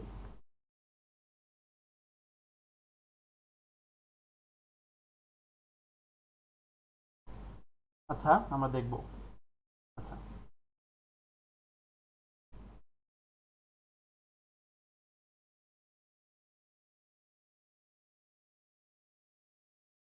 ওকে, আমরা দুইটা কাজ কিন্তু করে ফেললাম, যে 11টা বর্ণ আছে, তার মধ্যে এম দুইটা, এ দুইটা, টি দুইটা। আচ্ছা, তো এখানে তারপরে আমাদের কাজ হচ্ছে কি শর্ত দেওয়া আছে।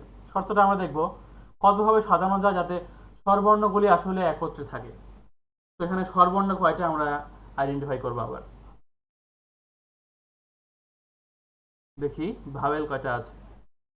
আমাদের এখানে ভাওয়েল আছে হচ্ছে এ দুইটা আছে, ই একটা, তিনটা, এবং আই আছে, অর্থাৎ 4টা ভাওয়েল কিন্তু আছে। তো এখানে বলা হয়েছে স্বরবর্ণ কতগুলিতে স্বরবর্ণগুলো একত্রে থাকবে। এর মানে কি, আমরা যখন 11টা বর্ণ নিয়ে বিন্যাস করব, প্রতি ক্ষেত্রে স্বরবর্ণগুলো কিন্তু একসাথে থাকবে, তাই না?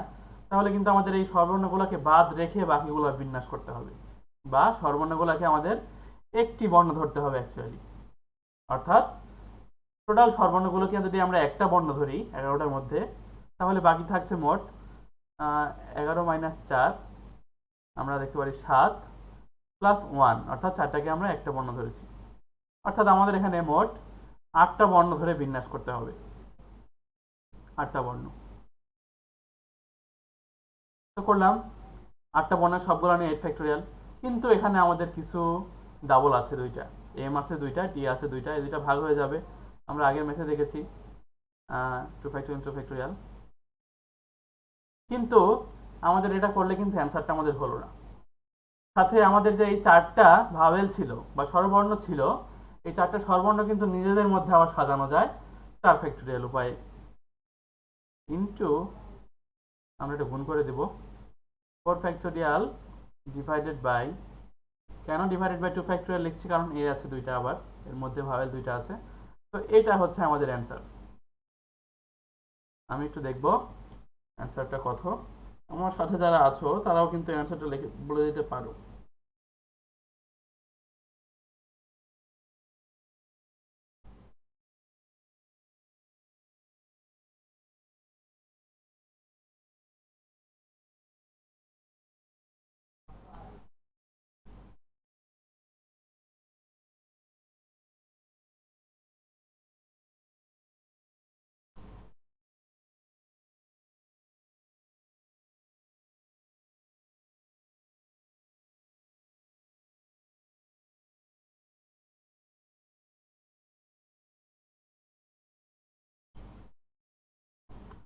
আচ্ছা,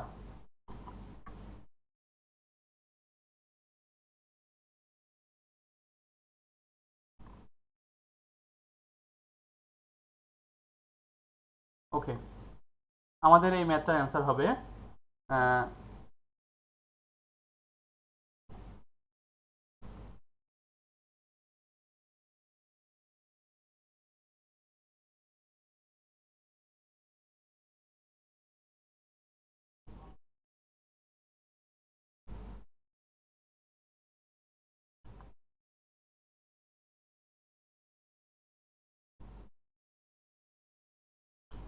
120 960, অর্থাৎ 120 960।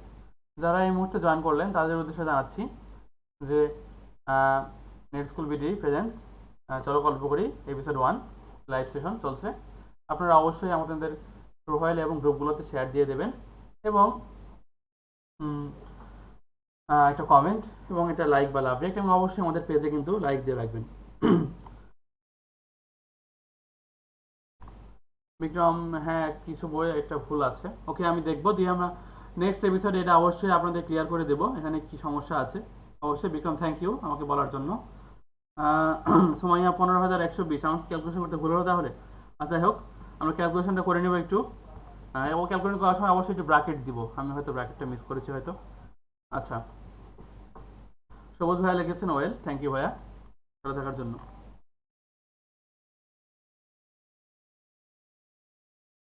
ওকে, আমরা সময় নষ্ট করবো না, তাড়াতাড়ি আমাদের পরের ম্যাথে চলে যাব। পরের ম্যাথে আছে যে 7টি বর্ণ A B C D E F G কে কত প্রকারে সাজানো যাবে যেন এ এবং বি বর্ণদ্বয় কখনোই পাশাপাশি না থাকে। আচ্ছা, আমরা দেখলাম একত্রে থাকে, পাশাপাশি থাকে। এখন এবার আছে একত্রে না থাকে বা পাশাপাশি না থাকে। এই ধরনের ক্যাটাগরাইজ প্রশ্ন কিন্তু আসতে পারে। এটা আমাদের বুয়েটের 18-19 সেশনে এসেছিল। তো আমরা দেখি আমাদের 7টা বর্ণ আছে, A B C D E F G, 7টা বর্ণ আছে।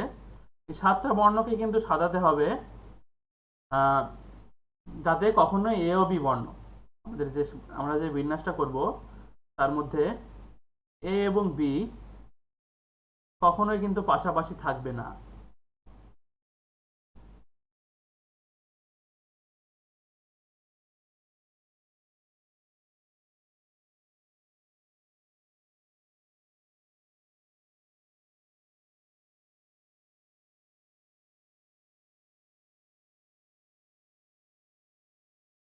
ওকে, এ এবং বি কখনোই পাশাপাশি থাকবে না। তাহলে আমরা কি করতে পারি, কিভাবে বিন্যাস করতে পারি? যেহেতু আমাদের এ ও বি এটা ফিক্সড, অর্থাৎ পাশাপাশি রাখা যাবে না, অর্থাৎ আমরা দুই সাইডে রাখতেই পারি আমরা দুই সাইডে। তো এই দুইটার অবস্থান কিন্তু ফিক্সড। এই দুটাকে বাদ দিয়ে, অর্থাৎ এই দুটাকে একত্রে আমাদের একটা বর্ণ ধরে প্রথমে বিন্যাস করতে হবে। আমরা প্রথমে বের করব পাশাপাশি রেখে, এ ও বি কে পাশাপাশি রেখে কতভাবে বিন্যাস করা যায়। তাহলে সেটা যদি করতে চাই, আমাদের পাশাপাশি রাখলে এ ও বি কে একত্রে একটা বর্ণ ধরতে হবে। সেক্ষেত্রে আমরা 6টা বর্ণ নিয়ে আমাদেরকে বিন্যাস করতে হবে। 6 ফ্যাক্টোরিয়াল সমাধানটা আসবে 6 ফ্যাক্টোরিয়াল। এটা হচ্ছে এ ও বি কে পাশাপাশি রেখে কতভাবে বিন্যাস করা যায়, কিন্তু প্লাস 2 ফ্যাক্টোরিয়াল ইউজ হবে, কারণ দুইটা বর্ণকে আবার দুইভাবে আমরা সাজাতে পারি, এ ও বি এবং বি এ, অর্থাৎ 2 ফ্যাক্টোরিয়াল। এটা আমাদের এ ও বি কে পাশাপাশি রেখে বিন্যাস সংখ্যা 6 ফ্যাক্টোরিয়াল ইন্টু 2 ফ্যাক্টোরিয়াল। কিন্তু আমরা দেখি আমাদের প্রশ্নে আছে যে কখনোই পাশাপাশি না থাকে। না থাকার বিষয়টা আমাদের যে এই 7টা বর্ণ নিয়ে আমরা বিন্যাস করছিলাম, এই 7 ফ্যাক্টোরিয়ালটা আমাদের এই গোটা অ্যান্সার থেকে, 7 ফ্যাক্টোরিয়াল থেকে গোটা অ্যান্সারটা বিয়োগ করে ফেলতে হবে। তাহলেই আমাদের এই অংশটুকু ছিল হচ্ছে এ ও বি কে পাশাপাশি রেখে, এবং 7 ফ্যাক্টোরিয়াল থেকে বাদ দিলে কিন্তু আমরা পেয়ে যাব এ ও বি কে পাশাপাশি না রেখে। তো এইটার ক্যালকুলেশনটা আমরা একটু করে নিব।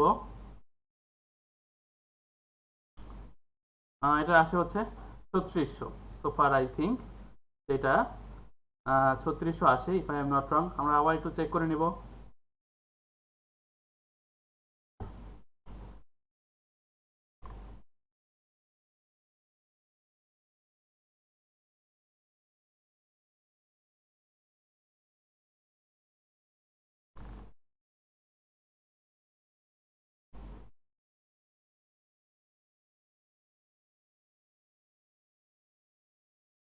ওকে, আমরা এই পেজটা গেল। এরপরে দেখি আমাদের কোন ক্যাটাগরির প্রশ্নটা আছে, বর্ণের আপেক্ষিক অবস্থান ও ক্রম পরিবর্তন না করে। আচ্ছা, দেখি আপেক্ষিক অবস্থান এবং ক্রম পরিবর্তন না করা, এখানে আমাদের একটু বোঝার বিষয় আছে। আসলে এখানে আমাদের যে এক্সটেনশনগুলো বললাম, এই এক্সটেনশনগুলো যদি আমরা অর্থগুলো বুঝতে পারি, তাহলে কিন্তু আমরা বিন্যাসের সহজে ক্যাটাগরি বের করে ফেলতে পারবো, এবং এটা প্র্যাকটিসের ব্যাপারে আমাদের প্র্যাকটিসে রাখতে হবে। আচ্ছা, আপেক্ষিক অবস্থান। আপেক্ষিক অবস্থানটা কি?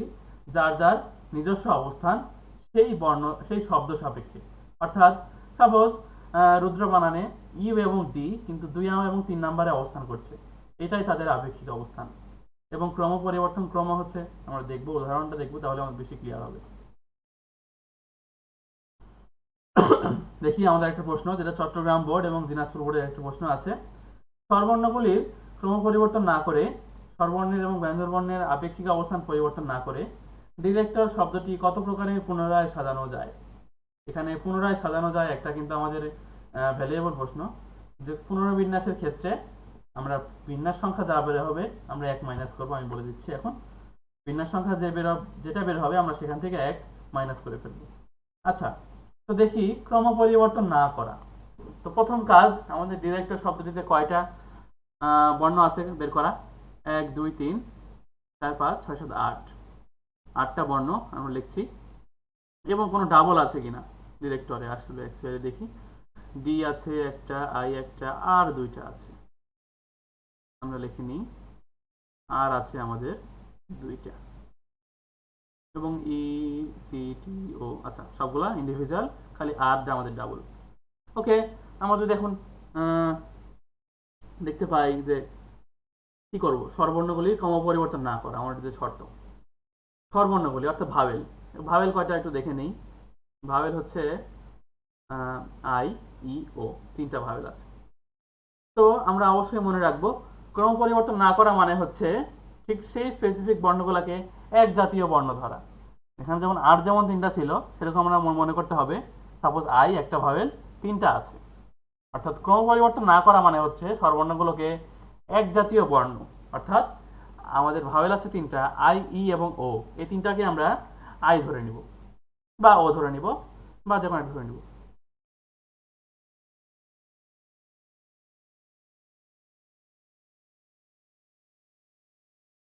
বিক্রম, হ্যাঁ 3600, হ্যাঁ 3600 বের হলো তো অ্যান্সার।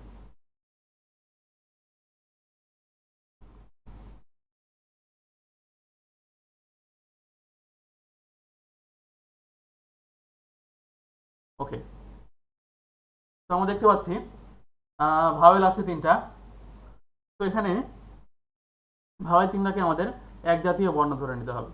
তাহলে আমাদের বিন্যাস সংখ্যাটা কি হবে দেখি, 8 ফ্যাক্টোরিয়াল প্লাস আমাদের আর আছে দুইটা এক জাতীয় বর্ণ, প্লাস যেহেতু আমরা স্বরবর্ণ বর্ণগুলোর ক্রম পরিবর্তন করব না সেক্ষেত্রে আমরা এটার মান ধরে নিব সাপোজ তিনটা বর্ণ 3 ফ্যাক্টোরিয়াল। আমরা স্বরবর্ণগুলোকে যে কোনো একটা বর্ণ ধরে নিব, আই অথবা ও অথবা ই। তাহলে এক জাতীয় বর্ণ ধরে নিলে আমাদের 3 ফ্যাক্টোরিয়াল আসে। তাহলে আমি দেখি অ্যান্সারটা কত আসে, 8 ফ্যাক্টোরিয়াল ভাগ 2 ফ্যাক্টোরিয়াল ইন্টু 3 ফ্যাক্টোরিয়াল। আমরা আমার সাথে আছো, আমরা কিন্তু ক্যালকুলেটরটা করে নিব। ওকে, 3360 if I am not wrong আসে। এবং আমাদের এখানে একটা প্রশ্ন আছে যে পুনরায় সাজাতে হবে, এখানে আমাদের এক মাইনাস করতে হবে, কারণ পুনর্বিন্যাসের ক্ষেত্রে এই যে ডিরেক্টর এটাও কিন্তু একটা বিন্যাসের সংখ্যা। বিন্যাস মানে একটা বিন্যাসের ডিরেক্টর শব্দটাও ঠিক আসবে, ঠিক ডিরেক্টর শব্দটা বাদ দিয়ে, সরি সরি সরি এখানে এক মাইনাস হবে।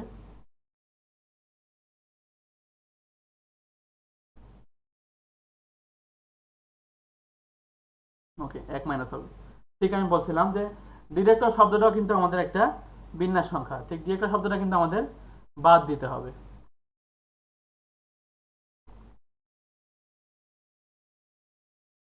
পুনর্বিন্যাস যদি বলে আমাদের ডিরেক্টর শব্দটা বাদ দিতে হবে, সেক্ষেত্রে আমাদের অ্যান্সার হবে 3359 বা 3359।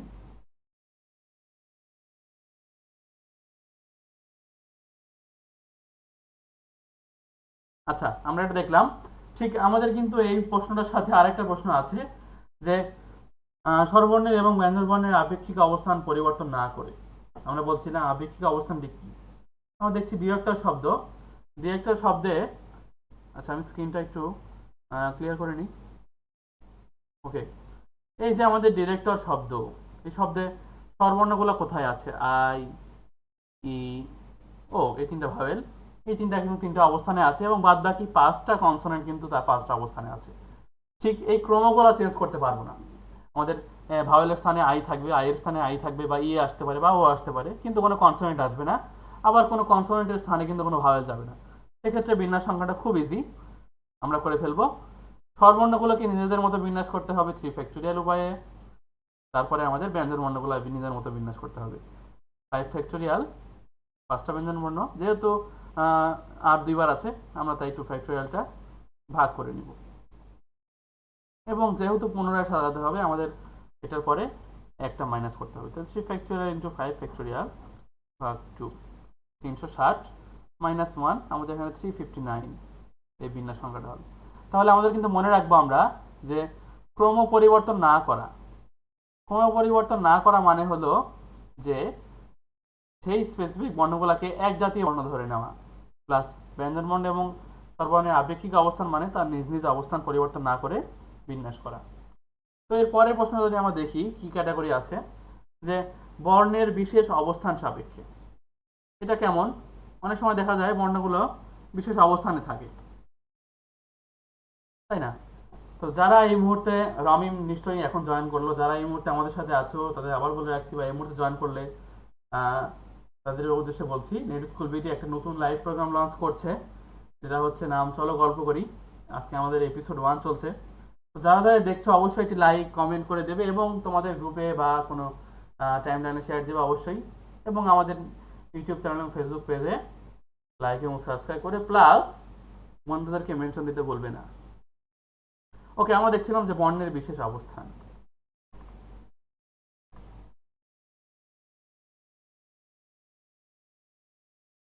ওকে, মেবি নেট প্রবলেম কারণে কমেন্টগুলো ল্যাগ হচ্ছে, কোনটার অ্যান্সার কোনটা হবে আমরা বুঝতে পারছি না। ওকে, আমরা পরে ক্লিয়ার করে নিব। আমি আবার রিচেক করব এবং নেক্সট এপিসোডে যদি কোনো ভুল হয় আমি সেটা অবশ্যই সমাধান করে দেবো ইনশাল্লাহ। তো আচ্ছা, বর্ণের বিশেষ অবস্থান এটা বলতে কি বোঝায়? যে সাপোজ কোনো একটা শব্দ আমাদের আছে, সেখানে জোড় অবস্থান বা বিজোড় অবস্থানে কোনো শব্দগুলো আছে। ছয়টা শব্দের মধ্যে 2, 3, 2, 4, 6 গুলো জোড় অবস্থান, ঠিক 1, 3, 5 গুলো বিজোড় অবস্থান। এটা হচ্ছে বিশেষ অবস্থান বা তৃতীয় ক্রম অবস্থান, চতুর্থ ক্রম অবস্থান। এগুলার ইন্টারচেঞ্জ বা রিঅ্যারেঞ্জ করার থেকে প্রশ্ন আসতে পারে। তো দেখি প্রশ্ন কি আসে আমাদের। কুয়েট এবং সিলেট বোর্ড এবং কুমিল্লা বোর্ডে একটা বেশ ইম্পর্টেন্ট প্রশ্ন আমি দিচ্ছি এখানে, যে পোস্টেজ শব্দটির বর্ণগুলিকে কত প্রকারে সাজানো যেতে পারে যাতে স্বরবর্ণগুলি জোড় স্থান দখল করে, তাই না? আচ্ছা, আমার 2 ঘন্টা সময় আছে, আমি কতক্ষণ লাইভে আছি দেখি। 1 ঘন্টা 4 মিনিট হয়ে গেছে। যারা আমাদের সাথে ছিলে অবশ্যই থ্যাংক ইউ জানাচ্ছি আবার। দেখি কতক্ষণ থাকা যায়, সাথে থাকবে ইনশাল্লাহ আশা করি। আচ্ছা, তো পোস্টেজ শব্দটির বর্ণগুলোকে কত প্রকারে সাজানো যেতে পারে যাতে স্বরবর্ণগুলি জোড় স্থান দখল করতে পারে? আমি একটু আগে বলছিলাম যে বর্ণের বিশেষ অবস্থান, অর্থাৎ এই বর্ণগুলো কিন্তু আমাদের জোড় অবস্থান বা বিজোড় অবস্থানের ক্ষেত্রে বলা আছে এখানে জোড় স্থান। তাহলে দেখি আমাদের পোস্টেজ শব্দটা কয়টা বর্ণ আছে। 1, 2, 3, 4, 5, 6, 7। 1, 2, 3, 4, 5, 6, 7, 7টা। তার মধ্যে ভাওয়েল কয়টা? স্বরবর্ণ হচ্ছে ও, এ, ই 3টা এবং কনসোনেন্ট হচ্ছে 4টা। তাহলে আমি বলছিলাম যে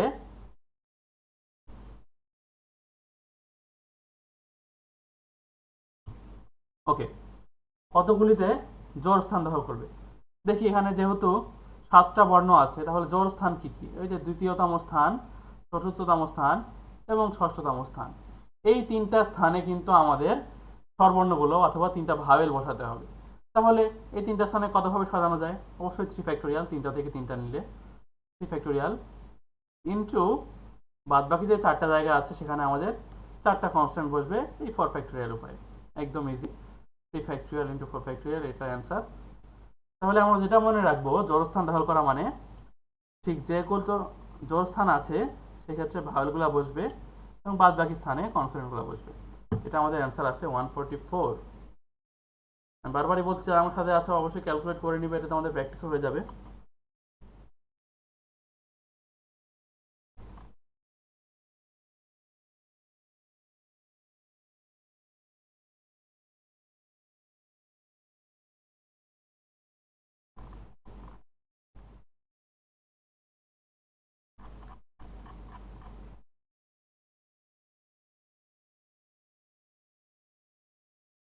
ওকে, আমরা পরের প্রশ্ন চলে যাব। অ্যাকচুয়ালি অনেকক্ষণ হয়ে গেছে হয়তো। আচ্ছা, ভিউয়ার্স কমে গেছে, আমি আর কয়েকটা ক্যাটাগরির প্রশ্ন কমেন্ট করেই বলছিলাম যে স্পেশাল একটা সেকশন আছে যেখানে আমরা ফ্যাক্টোরিয়ালের আর একটু পড়াশোনা করব, সেখানে অবশ্যই তোমরা থাকবে। তো আচ্ছা, বিশেষ শর্তে সংখ্যা গঠন, আমাদের বর্ণ সংক্রান্ত এই কয়েকটা ক্যাটাগরি দেখলাম আমরা, 4 থেকে 5টা। এই 5টা থেকেই কিন্তু বিভিন্নভাবে প্রশ্ন ঘুরিয়ে পেঁচিয়ে বারবার আসে। তো এবারে আমরা যদি সংখ্যা গঠনের ক্ষেত্রে যাই, আমাদের কি ধরনের প্রশ্ন আসে একটু দেখি। যে এটা আমাদের যশোর বোর্ড, ঢাকা বোর্ড, সিলেট বোর্ডে এসেছিল অনেকবার, বহুবার এসেছিল।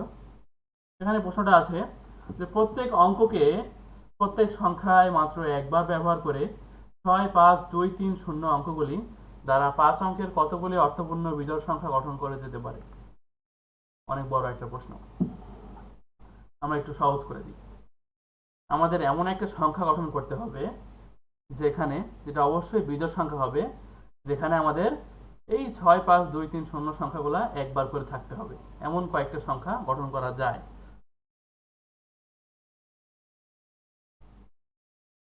ওকে, তো আমি দেখি 6 5 2 3 0 আমাদের এখানে 5টা সংখ্যা এবং গঠন করতে হবে বিজোড় সংখ্যা। তাহলে দেখি বিজোড় সংখ্যা গঠন করার শর্তটা কি আসলে। আমাদের কিন্তু বিজোড় সংখ্যা গঠনের শর্ত আমরা জানি, একক স্থানীয় অঙ্কে বিজোড় সংখ্যা অবশ্যই থাকতে হবে। তো এখানে আমাদের বিজোড় সংখ্যা হচ্ছে 5 আর 3। 5 আর 3 হচ্ছে আমাদের বিজোড় সংখ্যা। তো আমরা দেখছি এখানে যে এই দুইটা বিজোড় সংখ্যা কিন্তু আমাদের একক স্থানীয় অঙ্কে রাখতে হবে। যে শূন্য যেখানে আছে একক স্থানীয় অঙ্ক, এখানে 5 আর 3 রাখতে হবে। বাদ বাকি আমাদের যে সংখ্যা থাকে 3টা সংখ্যা, এই 3টা সংখ্যাকে কিন্তু আমাদের বিন্যাস করতে হবে। 3 ফ্যাক্টোরিয়াল উপায়ে বিন্যাস করা যায় আমরা জানি। তো একক স্থানীয় অঙ্কে যদি খালি 5টা ধরি, প্রথমবার একক স্থানীয় অঙ্কে 5 ধরে আমরা বাদ বাকি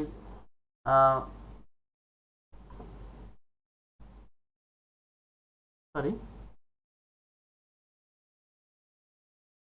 সরি আমার একটু ভুল হয়েছে।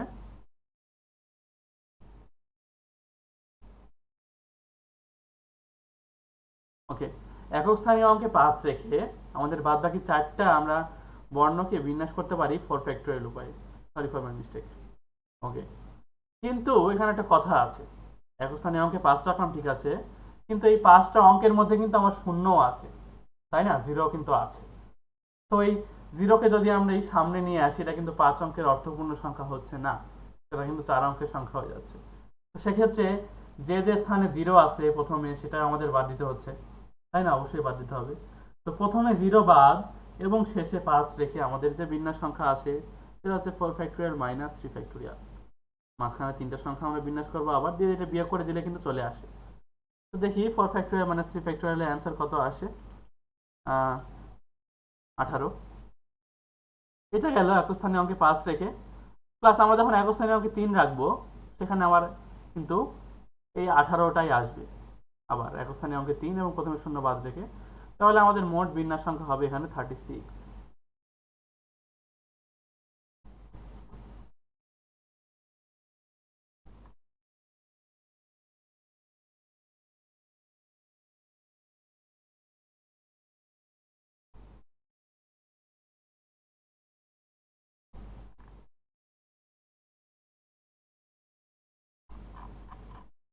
ওকে, যারা এই মুহূর্তে জয়েন করলেন তাদের উদ্দেশ্যে বলছি, net school BD, unique, united and universal effort for online education.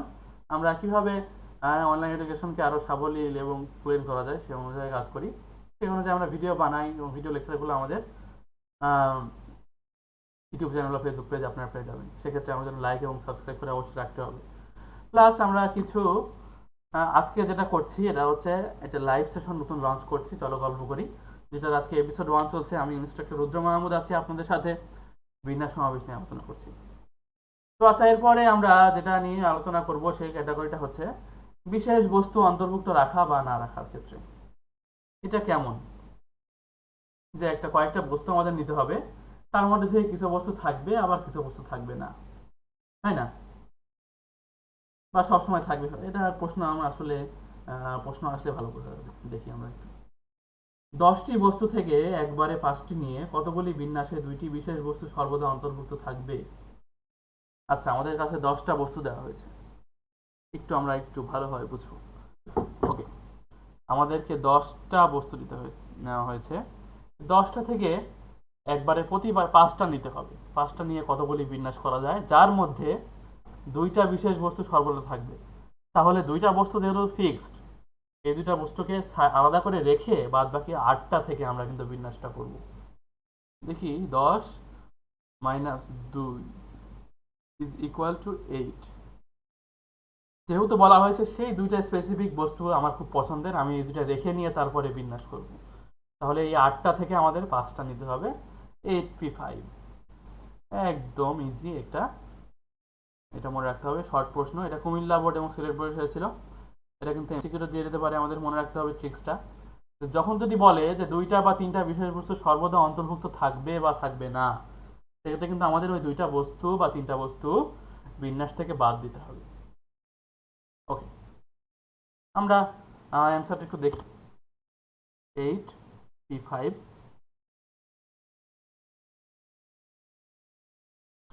6720 6720 এটা হচ্ছে আমাদের অ্যান্সার। এর পরের ক্যাটাগরি আমরা যদি দেখি কি আছে, পুনরাবৃত্তির ক্ষেত্রে বিন্যাস।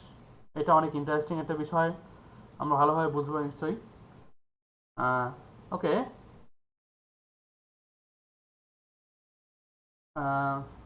তুলি আমাদের সাথে আছে, বন্ধুদেরকে মেনশন দিয়েছো তুমি, থ্যাংক ইউ সাথে থাকার জন্য। প্লাস হ্যাঁ, পুনরাবৃত্তির ক্ষেত্রে বিন্যাস এটা কেমন? অনেক সময় দেখা যায় কোনো কিছু জিনিস বারবার করতে থাকে, যেমন যেমনটা একটু পরে বলবো আমি, উদাহরণ যখন আসবে তখন বলবো। দেখি আমরা উদাহরণটা দেখি। একটি প্রফেসর পদের জন্য 3জন প্রার্থী আছে এবং 5জন লোকের ভোটে একজন নির্বাচিত হবে। কত প্রকারে ভোট নেওয়া যাবে? এটা আমাদের রাজশাহী বোর্ড, কুমিল্লা বোর্ড এবং যশোর বোর্ডে এসেছিল। ইম্পর্টেন্ট একটা প্রশ্ন, আমরা একটু বুঝি। যে একটা প্রফেসর, 3জন প্রার্থী ভোটে দাঁড়িয়েছেন, এর মধ্যে 5জন হচ্ছে ভোটার। ঠিক আছে, 5জন প্রার্থী ভোট দিবেন। ঠিক এরকম যে পোস্ট বক্সে চিঠি ফেলা, টেলিফোন নাম্বার ডায়াল করা, টেলিফোনের নাম্বার, এই ধরনের প্রশ্নগুলো কিন্তু পুনরাবৃত্তি হয়, যেখানে বারবার জিনিসগুলো ঘটতে থাকে। টেলিফোনের নাম্বারে আমরা কি দেখি, বারবার কিন্তু সংখ্যাগুলো পুনরাবৃত্তি হয় একটা নাম্বারে। সেক্ষেত্রে বিন্যাসগুলো আমরা একটা ক্যাটাগরিতে করি, যে ক্যাটাগরির নাম পুনরাবৃত্তির ক্ষেত্রে বিন্যাস। এক্ষেত্রে বিন্যাসগুলো আমাদের কীভাবে মনে রাখবো? আমরা এখানে একটা ট্রিক আছে, দেখি যে একটি প্রফেসর পদের জন্য 3জন প্রার্থী, অর্থাৎ আমাদের ক্যান্ডিডেট হচ্ছে 3জন ক্যান্ডিডেট আছেন, প্লাস ভোটার, ভোটার হচ্ছে 5জন। তো এইখানে আমাদের দেখার বিষয় যেটা, আমরা একটু মনোযোগ দিব, এখানে আমাদের যেটা দেখার বিষয় যে 3জন প্রার্থী এবং 5জন ভোটার। তো দেখি যে একজন প্রার্থী কিন্তু একাধিক ভোট পেতে পারেন, তাই না? সাপোজ 1 নম্বর প্রার্থী, একটা 1 নম্বর প্রার্থী যিনি আছেন, উনি 5টা ভোটই পেয়েছেন। আবার 2 নম্বর প্রার্থী, উনি একটাও পাননি, 3 নম্বর একটাও পাননি। আবার 1 নম্বর জন 3টা পেয়েছেন, 2টা পেয়েছেন, একটা পেয়েছেন, এভাবে হতে পারে। দেখা যাচ্ছে আহ, একটি প্রার্থী কিন্তু একাধিক ভোট পেতে পারে, কিন্তু একজন লোক কিন্তু একাধিক মানুষকে ভোট দিতে কখনোই পারবে না, এটা আমরা জানি। তাহলে যে কাজটা একবার করা যায় বা যিনি একবার কাজ করতে পারেন, সেটা হয়, সেটা সূচক হিসাবে ব্যবহার হয়। যেমন আমরা দেখি, এখানে হবে হচ্ছে c⁴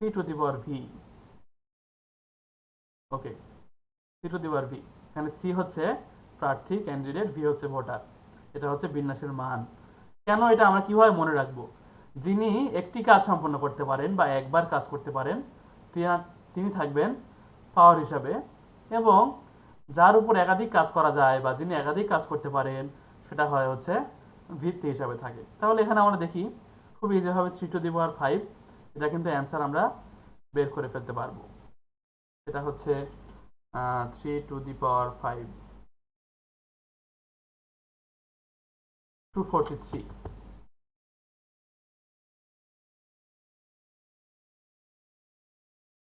ওকে, আমরা কিন্তু দেখছি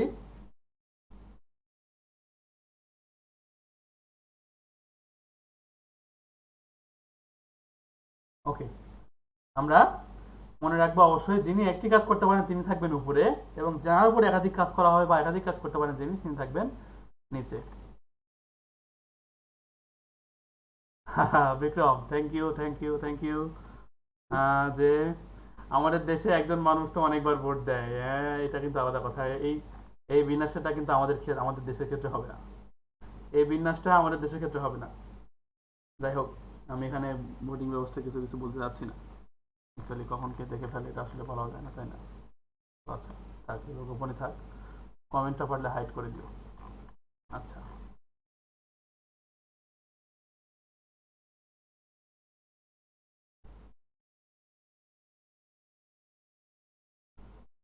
ওকে, আমরা এই সম্পর্কিত আরেকটা উদাহরণ কিন্তু দেখে আসবো, যে কি 3টি পোস্ট বাক্সে 6টি চিঠি কতভাবে ফেলা যায়। এখানে আমরা দেখি, আমরা ক্যাটাগরাইজ করে নিই। এই যে 3টি পোস্ট বাক্সে 6টি চিঠি কে বলবে, অর্থাৎ আমরা বক্স আছে আমাদের 3টা। হয়তো আমার কিছু ল্যাগ করছে নেটের কারণে। ওকে,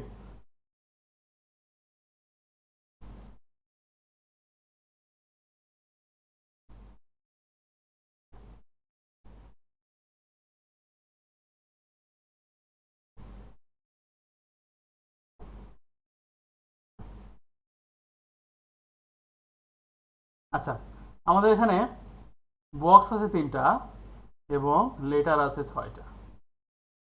তো এখানে একটু দেখি, আমাদের কাজ হচ্ছে পোস্ট বক্সে চিঠি ফেলা।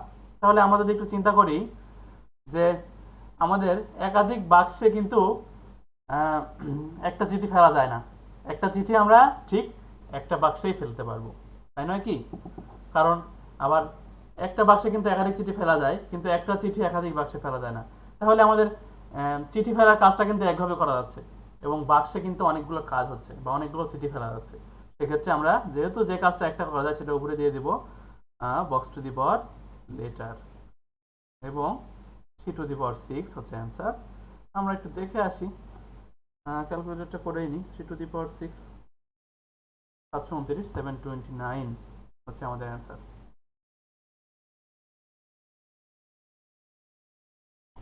আমরা মনে রাখবো কোন কাজটা একভাবে করা যায়। বিক্রম ডিলিট করে দিতে হবে। সাকিব, থ্যাংক ইউ সাথে থাকার জন্য।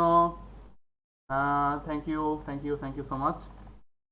শেয়ার দিয়ে দিলে একটু ভালো হয়, লাইক কমেন্ট করলে। Thank you. ওকে,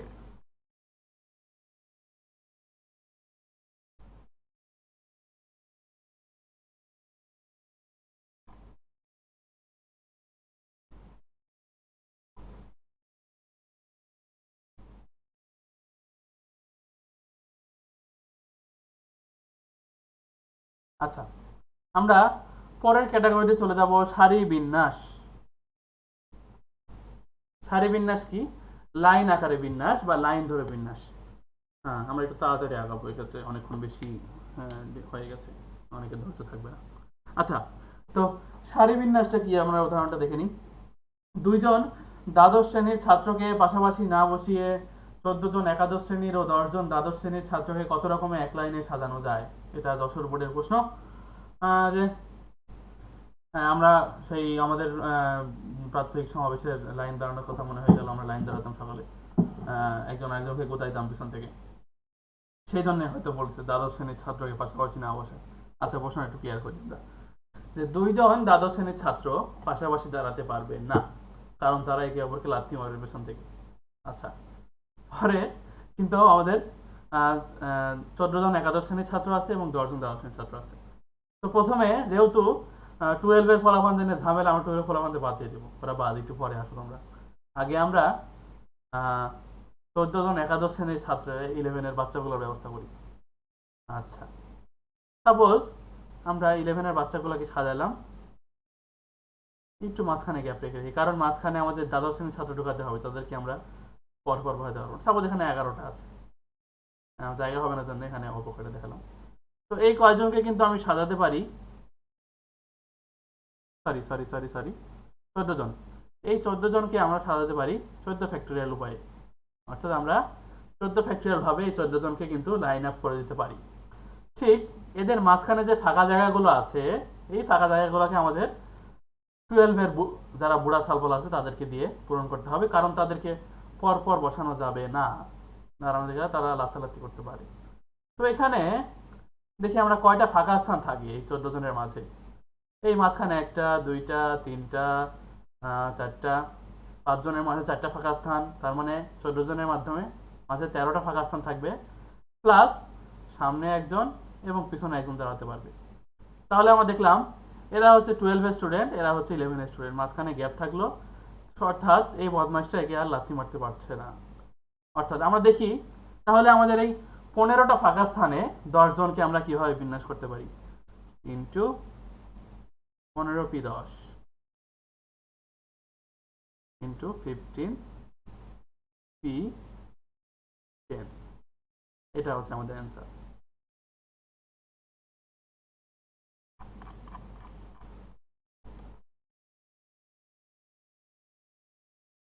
কমান্ডে ওদের মধ্যে, হ্যাঁ বিক্রম, আমি অনেক মিস করছি। আমি স্কুলে সমাবেশের আমাদের কমেন্ট দেওয়া বা স্কুলের অনেক স্মৃতি। সুমাইয়ের কমেন্ট আমি বুঝলাম না, পরে আমি বুঝে নিব।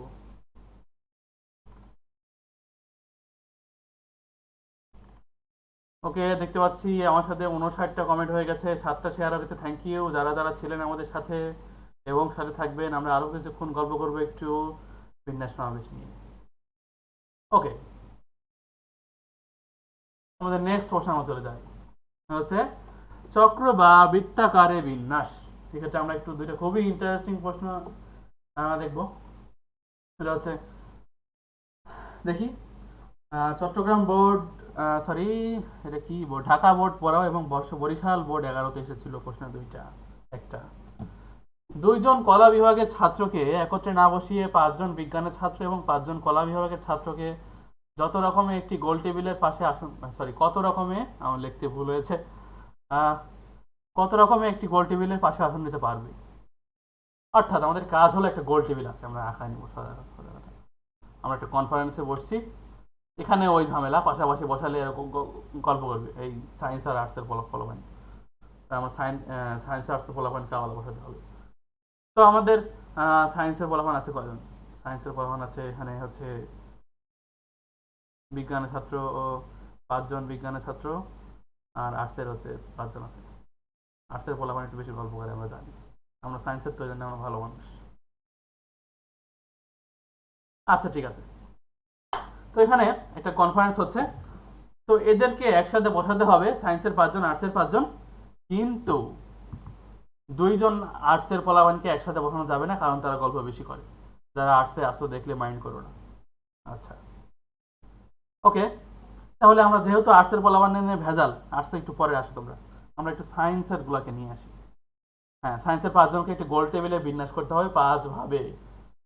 হ্যাঁ, কতভাবে বিন্যাস করা যায় এক্ষেত্রে কিন্তু প্রশ্ন আসে। একজনকে আমরা ফিক্সড রাখবো, একজনকে ফিক্সড রাখবো, কারণ গোল টেবিল যেহেতু, যদি একজনকে ফিক্সড না রাখি বারবার ইনার অবস্থান পরিবর্তন হতে থাকবে, আমাদের বিন্যাসগুলো আলাদা করতে পারবো না।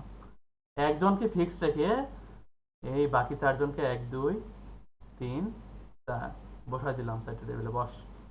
তাহলে থাকলো হচ্ছে সায়েন্সের 4জন ভদ্র ফলাফল 4 ফ্যাক্টোরিয়াল হিসাবে সাজায় থাকলো, এবং এই মাঝখানে মাঝখানে 5জনকে বসাই দিও 5 ফ্যাক্টোরিয়াল উপায় আর্টসের বলাবেন, যাতে আর ভদ্রদের মাঝে থেকে জ্ঞানজাম করতে না পারে। তাহলে এটা আমাদের সারি বিন্যাসের ক্ষেত্রে আমাদের একটা জিনিস মনে রাখতে হবে, আমাদের একটা ফিক্সড, ওইটা ফিক্সড রেখে আমরা বাদ বাকিগুলো বিন্যাস করবো। ওকে, 4 ফ্যাক্টোরিয়াল ইন্টু 5 ফ্যাক্টোরিয়াল, অ্যান্সার আছে 2880।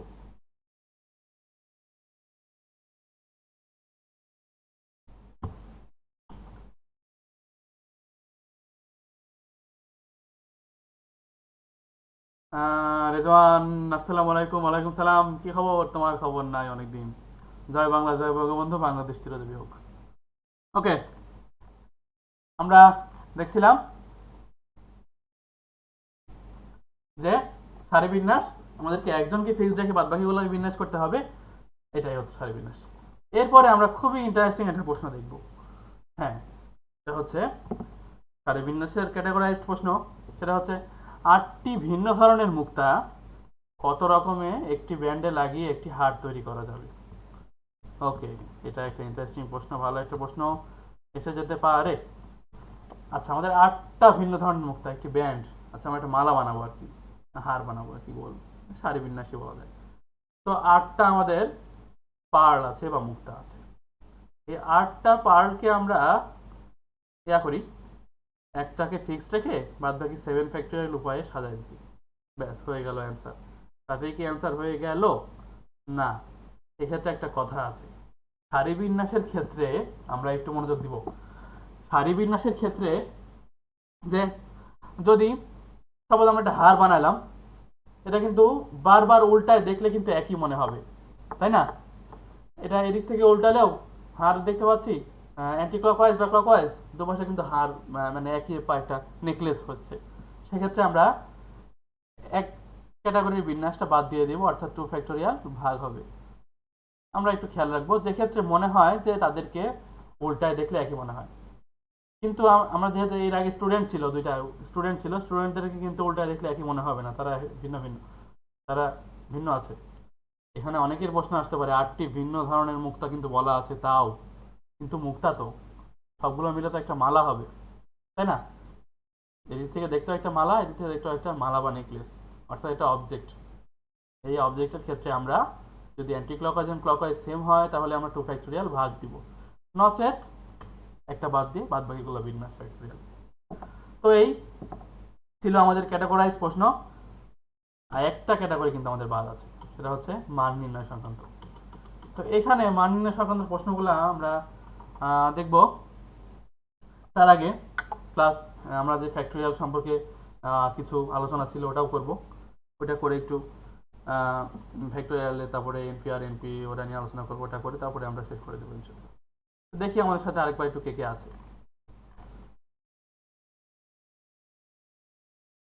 ওকে, যারা এই মাত্র জয়েন করলেন বা একটু আগে জয়েন করেছেন তাদের জন্য বলছি যে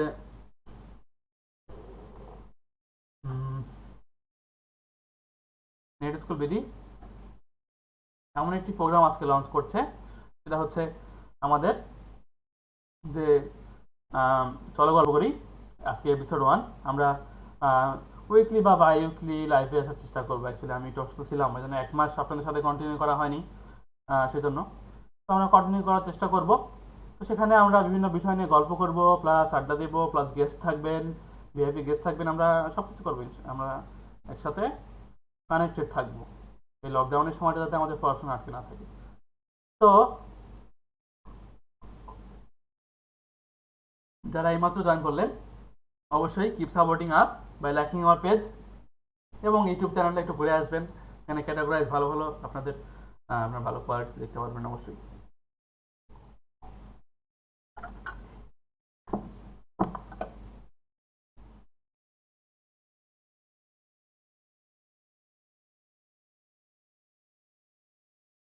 বিক্রম, থ্যাংক ইউ আমার সাথে থাকার জন্য পুরোটা সময়। বিক্রম, মেনি মেনি থ্যাঙ্কস আমাকে হেল্প করার জন্য। এবং নাইস মগ, হ্যাঁ আমাদের কলেজের মগ, কলেজের মগটা বারবার দেখাচ্ছি, কলেজের মগটা বুঝছো, এটা হচ্ছে আমাদের এই সিলভার জুবিলির প্রোগ্রাম, এই প্রোগ্রামের মগ, সেজন্য বারবার দেখাচ্ছি আর কি। যাই হোক, আমরা মান নির্ণয় সংক্রান্ত প্রশ্নে চলে আসি। হ্যাঁ, আমরা এতক্ষণ এত রকম বিন্যাস নিয়ে কথা বললাম, আলোচনা করলাম, কিন্তু এখানে আমাদের একটা ক্যাটাগরি বাদ বাদ রেখে থেকে গেছে, সেটা হচ্ছে মান নির্ণয় সংক্রান্ত। আমাদের এখানে NP1 NP4 এর মান নির্ণয়ের প্রশ্ন আসতে পারে।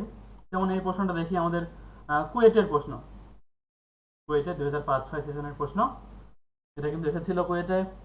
দেখি আমরা কিভাবে সমাধানটা করি। প্রথমে আমরা প্রশ্নটা নিয়েছি 4 into NP3 is equal to 5 into n-1 P3। আচ্ছা দেখি, এই 4 রাখবো আমরা। তারপরে এই NP3টাকে আমরা ভেঙে দেবো কিভাবে। NP3, সরি আমার লেখা একটু খারাপ হচ্ছে, NP3 এটাকে আমরা রেখে দিব হচ্ছে n factorial divided by n-3 factorial. আমরা নিয়ম অনুযায়ী NPR এর n সংখ্যক ভিন্ন ভিন্ন বস্তু থেকে আর সংখ্যক ভিন্ন ভিন্ন বস্তু নিয়ে যে বিন্যাস সংখ্যা ছিল NPR n factorial by n-r factorial, সেই সূত্রটা n factorial divided by n-3 factorial. ঠিক সেম ভাবে আমরা 5 ইন্টু n-1 এবং n-1 - 3 ফ্যাক্টোরিয়াল ভেঙে দিয়েছি। আশা করি আমাদের বুঝতে কোনো সমস্যা হয়নি। এরপরে আমরা দেখি যে 4 ইন্টু এই n-1 এবং এই n-1টা কিন্তু মিলে যাচ্ছে উভয় পাশ থেকে। আমাদেরকে সমাধান করে n এর মান বের করতে হবে। আমরা কাটাকাটি করার চেষ্টা করব। এই n-1 এবং n-1টা বাদ দিয়ে দিব, প্লাস n-4 ফ্যাক্টোরিয়াল এবং n-4 ফ্যাক্টোরিয়াল উভয় পাশ থেকে বাদ দিয়ে দিব। তারপরে আসে হচ্ছে তাহলে থাকলো হচ্ছে 4n divided by n-3 divided is equal to 5, অর্থাৎ n সমান 15। এইভাবে কিন্তু আমরা খুব ইজিলি বিন্যাসগুলো ভেঙে দিয়ে একই রকম করে n ফ্যাক্টোরিয়ালগুলো বাদ দিয়ে n এর মান বের করে ফেলতে পারি। তো এইখানে আমি একটু হোয়াইট স্ক্রিনে যাবো আর একটু। বিক্রম প্রথমে প্রশ্ন করেছিল 0 ফ্যাক্টোরিয়াল বা 1 ফ্যাক্টোরিয়াল বা 0 ফ্যাক্টোরিয়ালের মানগুলো আসলে কি, এই ধরনের প্রশ্ন। তো আচ্ছা, আমরা সূত্রগুলো কার সূত্র পেয়েছি, ভাস্করা 2 তার লীলাবতী গ্রন্থে, যার মেয়ের নামে যেটা নামকরণ করা হয়েছে, উনি বিন্যাসের সূত্র দিয়েছেন একটা, যে n সংখ্যক ভিন্ন ভিন্ন বস্তু থেকে r সংখ্যক ভিন্ন ভিন্ন বস্তু নিয়ে ঠিক কতগুলো বিন্যাস করা যায়, সেটা হচ্ছে NPR। সূত্র ভাঙা আমরা নিয়মটা দেখে নিব একটু। তো সূত্রটা আমরা পাই হচ্ছে NPR is equal to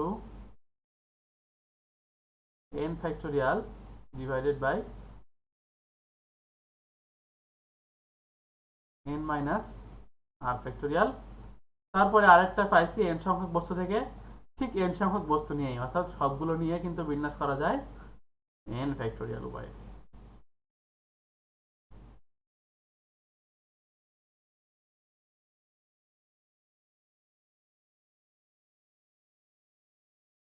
I am really sorry sorry sorry sorry, আমি স্ক্রিন চেঞ্জ করতে ভুলে গেছি, really sorry. Vikram thank you again, তুমি আসলে আমাকে আজকে অনেক হেল্প করলা।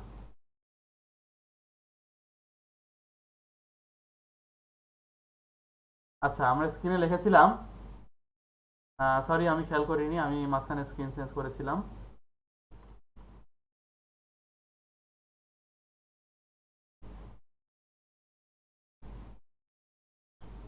হ্যাঁ সময়া 2520টি মালা হবে। আচ্ছা, আমরা বলছিলাম যে দুইটা সূত্র আমরা পেয়েছি, npr is equal to n factorial divided by n minus r factorial, তারপরে সূত্র হচ্ছে n p n factorial, অর্থাৎ n সংখ্যক বস্তু থেকে n সংখ্যক বস্তু নিয়ে আমরা n factorial পেয়েছি। ঠিক এই দুইটা সূত্রে কিছু অনুসিদ্ধান্ত আমরা দিব। প্লাস আলোচনা করছিলাম যে ভাস্কর 2 সে সময় অনেকগুলো বিজ্ঞানী অনেকগুলো সংখ্যাবিদই কাজ করেছেন আমাদেরকে এই বিন্যাস সমাবেশ নিয়ে। তবে ঠিক সর্বপ্রথম 1150 সালে ওনার সূত্রটাই কিন্তু গতানুগতিকভাবে চলে আসছে। তো আচ্ছা, এখান থেকে দুইটা অনুসিদ্ধান্ত আমরা দিব। ঠিক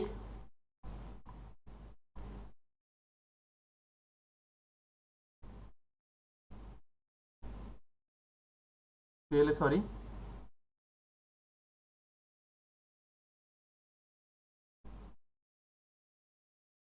বারবার স্ক্রিনটা চেঞ্জ হওয়ার জন্য সরি। আমরা দেখছিলাম ওখান থেকে দুইটা অনুসিদ্ধান্ত কিভাবে আসা যায়, আমরা একটু দেখে নিব।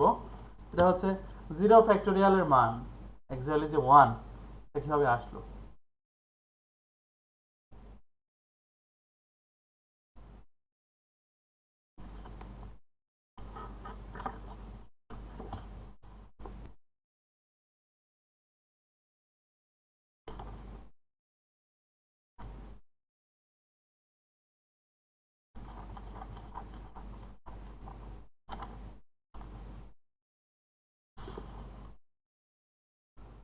ওকে,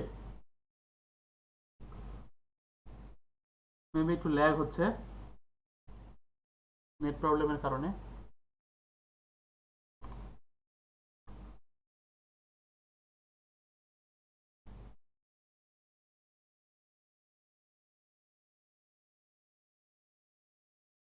ওকে, 0 ফ্যাক্টোরিয়ালের মান অ্যাকচুয়ালি যে 1, এটা কিভাবে আসলে আমরা একটু দেখে নিব। এটা কিন্তু খুব একটা ইম্পর্টেন্ট বিষয়। 0 ফ্যাক্টোরিয়ালের মান যে 1, 0 ফ্যাক্টোরিয়াল মানে কি, আমরা কোনো কিছুই সাজাচ্ছি না, তাহলে কিন্তু একটা থাকতেছে কিন্তু না সাজানো থাকলে, অর্থাৎ এই 1টা কিভাবে আসে দেখি। আমরা পেয়েছিলাম আমাদের ভাস্কর 2 এর যে সূত্র npr সমান হচ্ছে n factorial divided by n minus r factorial. একটু আগে আমার একটু ইস্যু ছিল, যে আমি ল্যাগ করছিল, সেজন্য আমি একটু টেকনিক্যাল প্রবলেমের কারণে করতে পারছিলাম না, সরি। আচ্ছা, তো এখানে আমরা r সমান 0 বসাবো, তাই না? r সমান 0 বসিয়ে বের করব যে n সংখ্যক বস্তু থেকে শূন্য সংখ্যক বস্তু নিলে আসলে কি হয়। তাহলে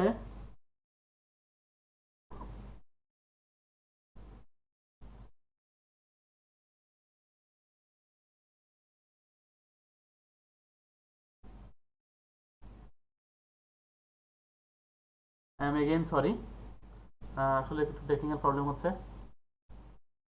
এন পি এন এন আমরা প্রমাণ করছি 0 ফ্যাক্টোরিয়াল সমান 1।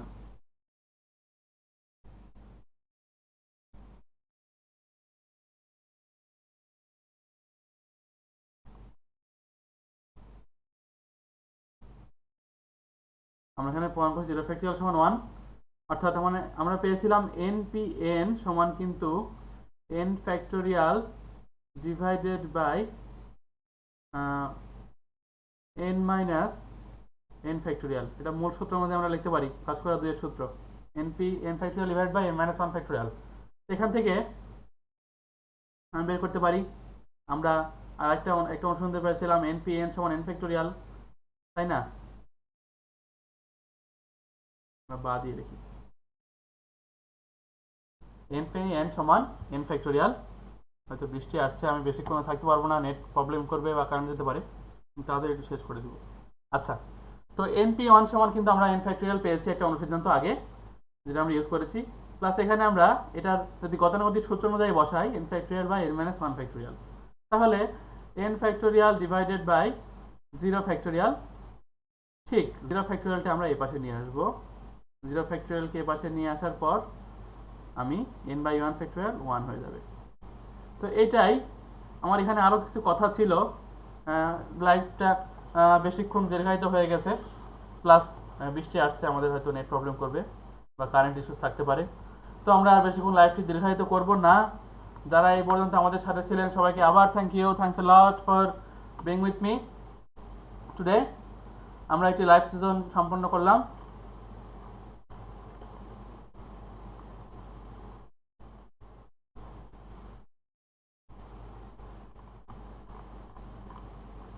হ্যাঁ, বৃষ্টি হচ্ছে, দ্যাট মিনস আমার টেকনিক্যাল ইস্যুসও হচ্ছে, তো নেট ইস্যুসও হচ্ছে।